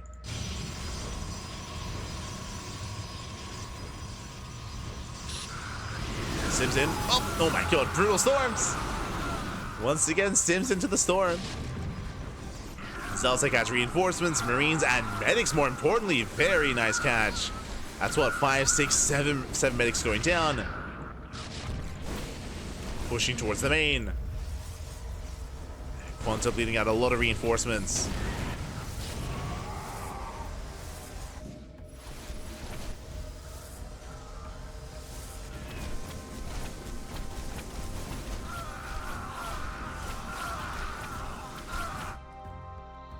And Dark, he may just have this if he can get back into the main, as there's more Zealots here towards the natural, but just came with the production. I mean, what can QuanTa make here? Going into Vultures, making Fire Bats. Trying to regain control of his own main. Colossus moving in. Oh, they do overextend. Be careful.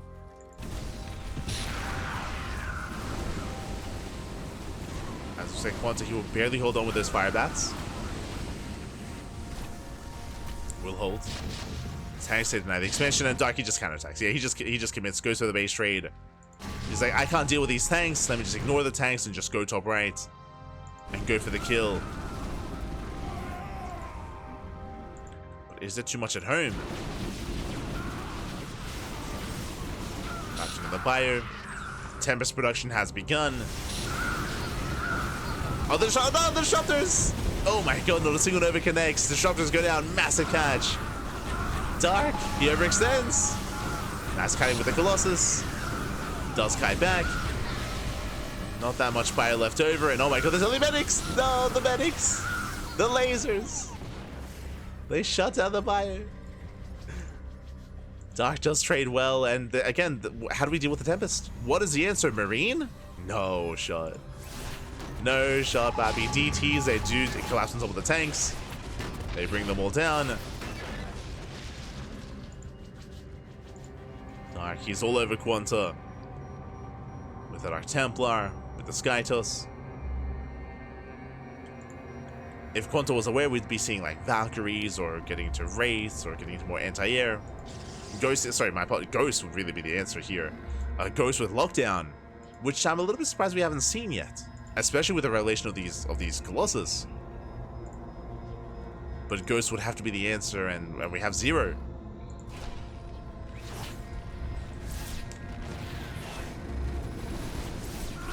We're not set up. There is no academy. Zell say catch up more of these tanks and just buying time for Dark to build up more Skytos.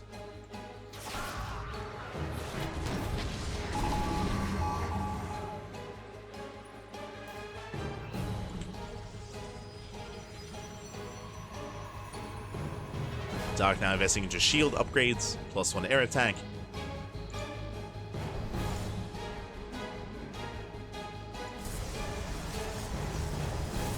Got 7 Tempests so far, and he's about to show his hand. Up until now, he hasn't revealed his Tempest, but now he has. Tempests are revealed. QuanTa, he has to respond. There it is. Lockdown is being researched instantly. Lockdown is on the way, but we need that Ghost Academy.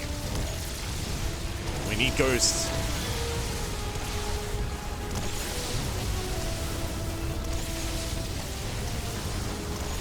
CC's gonna be falling. Gets a mineral line. For now, going into Mass Goliath. Okay, Marine Goliath, let's go. Bit of a stopgap. A band-aid solution.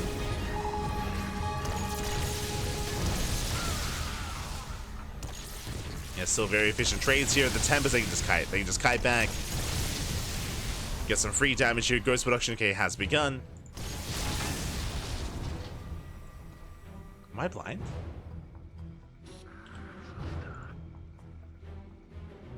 So we are moving out.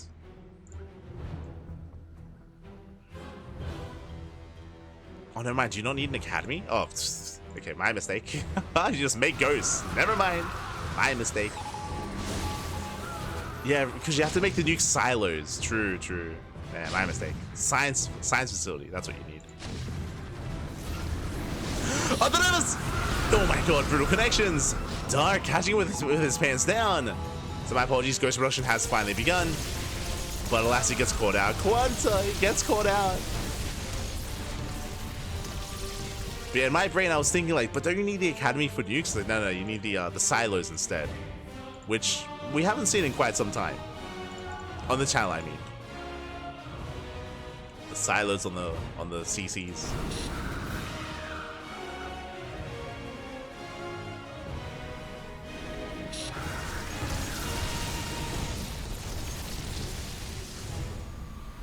Let's push forward. Does push forward, catches at the bio. Moving in. Ghosts are building up. Lockdown is ready. Lockdown has been researched. And again, it's on QuanTa to try to collapse on this army to get off those lockdowns. There it goes up. Doesn't connect. 2 disruptors left.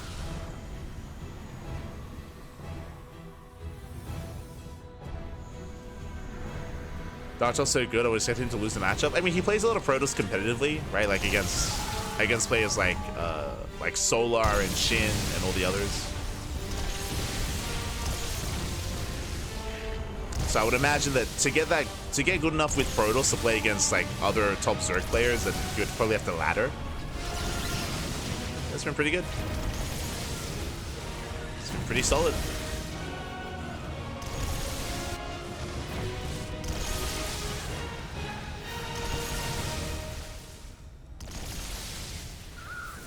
Storm popping up. Nice storm in the bio. We're still waiting though for the ghost to collapse in. And he's going for it. Yeah, he's going for the dive. Oh my god, brutal storm. Storm in the bio, going for the lockdowns. But the recall will still save the army. It does recall in time. We'll bleed out a disruptor. You can see here the lockdown units. The Tempest and the Colossus. They're still under lockdown. Recalling here to the main army. Ooh, Nova goes off. Yeah, brutal Nova, massive storm as well. And these lockdowns are about to run out. And QuanTa, he will lose everything. The ghosts, the tanks, they all do fall.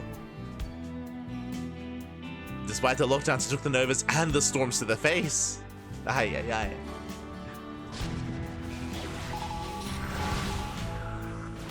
And Dark, he breaks down. He breaks out once again, though. Do lock down some of the Tempest. But it doesn't matter. It doesn't matter. Not anymore. Dark, he's going for the kill. If he can break this position, he can go into the main. He can just camp the production. That would be game then and there. The Skytos army, it is overwhelming. But just the Protoss army here. This QuanTa cannot keep up. Building up those tanks just in time, but alas, just in time to get focused down. And GG gets called. Dark, he will claim the win here. Dark, he will take the game, will take down QuanTa, and Dark is our final King of the Hill. GG. Ooh, GG, well played, Dark. He will claim it without playing Zerg a single time tonight. Dark, he played Terran earlier, and he played Protoss here against QuanTa. GG, very well played. Again, very back and forth as well. You could see that because the map was so large, even though QuanTa was taking some, I would say, bad trades, QuanTa was able to replenish his army. He was able to rebuild and just maintain himself, maintaining a better economy, and of course, just being able to rebuild in time to just keep the aggression going. I'm sure he's used to breaking Protoss players like that, but Dark, he persevered. He was able to persevere, able to survive, build up as well, and eventually just maintain map control, make use of that better economy, and just take up in towards Tempest, in towards Colossus, Disruptors, into that more ideal army composition. It took a long time for QuanTa to scout that and to respond. When the Tempest were revealed, then he started working towards Ghosts, but it took a long time. It took a long time to get that really going. And took a long time for the Ghost to really factor into those fights. Wasn't until the very end, and even then, was too little too late. Was too little too late, was shut down. GG, well played. Congratulations here to Dark, as he will claim the series. And Dark is our final King of the Hill. Congratulations. Congratulations here to Dark. Again, just to reiterate, Dark, he does play Protoss very often when it comes to SE2. Dark, he does not play ZVZs anymore, like many players, like whether it's Dark, whether it's Raynor, Clem, Young Yakov, and some of these other Zergs and Terrans. They do avoid mirror matchups, they just play Protoss. They just play Protoss. So Dark, he has been getting a little more practice with Protoss as of late over the past couple of months, and with that, showcasing it here as well in StarCraft Evolution. GG. GG, well played. Does pop off. And with that, we are going to be wrapping up for the time being. Again, we do have another broadcast in a couple of hours. If you enjoyed the broadcast, if you want some more CranKy Duckling action, then do check us out over on the social medias. Whether it's Twitter, Facebook, Instagram, YouTube, and Discord, all things CranKy Ducklings. We are live every single day on a daily basis.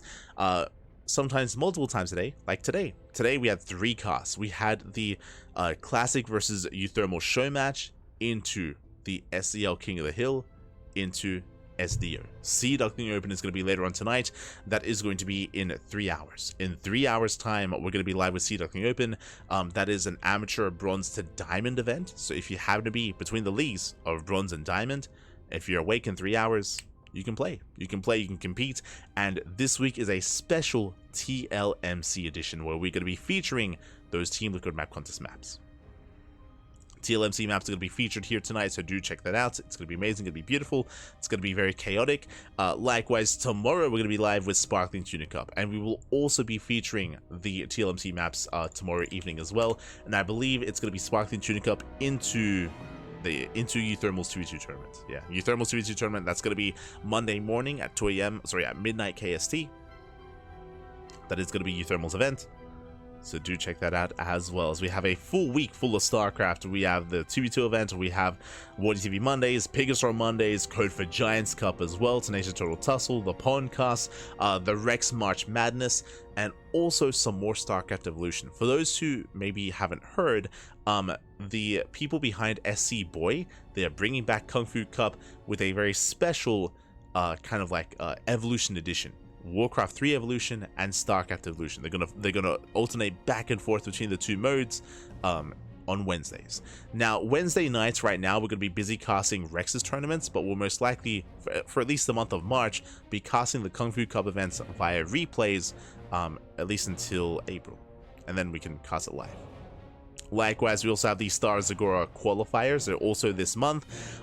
We might get involved in the Star Zagora qualifiers. I would love to cast them, but I'm trying to get in contact with the organizers, and it's a difficult thing to do. So we'll see. I would love to cast the open qualifiers, but depends on whether we're able to get in contact and able to get permission.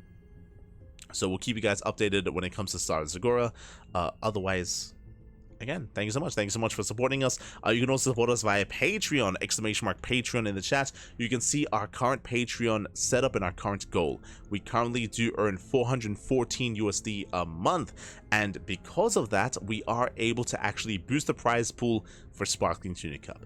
I believe this will be for April. So coming into April, once we actually, we do receive payments on a monthly basis for Patreon, but once we get into April, we should be able to boost the prize pool for Sparkling Tuna Cup to pay out top 4.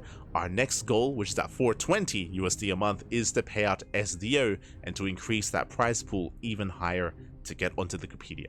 Wikipedia does have a minimum prize pool required to be able to get onto the main site, and currently our amateur events do not meet that threshold, but if we are able to get support from the people on Patreon, then we're going to be able to make that happen. So exciting stuff, exciting goals ahead of us. Otherwise, thanks for watching. Thanks for the support. Again, we're going to be live in 3 hours. I'm going to go get some breakfast. I'm starving. We're going to go get some breakfast, going to go get some food, and we'll be back in 3 hours. I won't be casting SDO. I'm going to be adminning. Kuro will be casting SDO instead. Kung Fu Tuna. Oh, no. No. Did you say Warcraft 3? Yes. Warcraft 3 Evolution will be on Wednesdays. But again, for March, we won't be casting it live because we're casting a different tournament. We'll be covering Warcraft 3 Evolution and StarCraft Evolution via replays on a later day. On a later day instead. Otherwise, thanks for watching. Thank you for the support. Yo, shout out to Avex in the chat. Let's go. Yo, don't forget TLMC. You can voting is soon to open up for TLMC, and Avex has got, I believe, two maps in TLMC, so definitely worth checking out. Maps that we're going to be featuring later on tonight. There you go. We'll be featuring them later on in the evening. Otherwise, thanks for watching. What's for breakfast? I'm most likely just gonna make some ramen, some instant noodles, with an egg. Crack an egg in it. It's gonna be beautiful. It's gonna be amazing. Breakfast / lunch / just food for the day. It's 6 p.m. here. It's 6 p.m. I woke up in the morning, jumped on the cast. I've had some water, and now it's time to have some food. That's the plan. But otherwise, thanks for watching. Thanks for the support. We'll see you guys next time. We'll see you in 3 hours for some more StarCraft action. Otherwise, hasta luego. Ciao, papi, ciao. Hasta luego. Thanks for watching.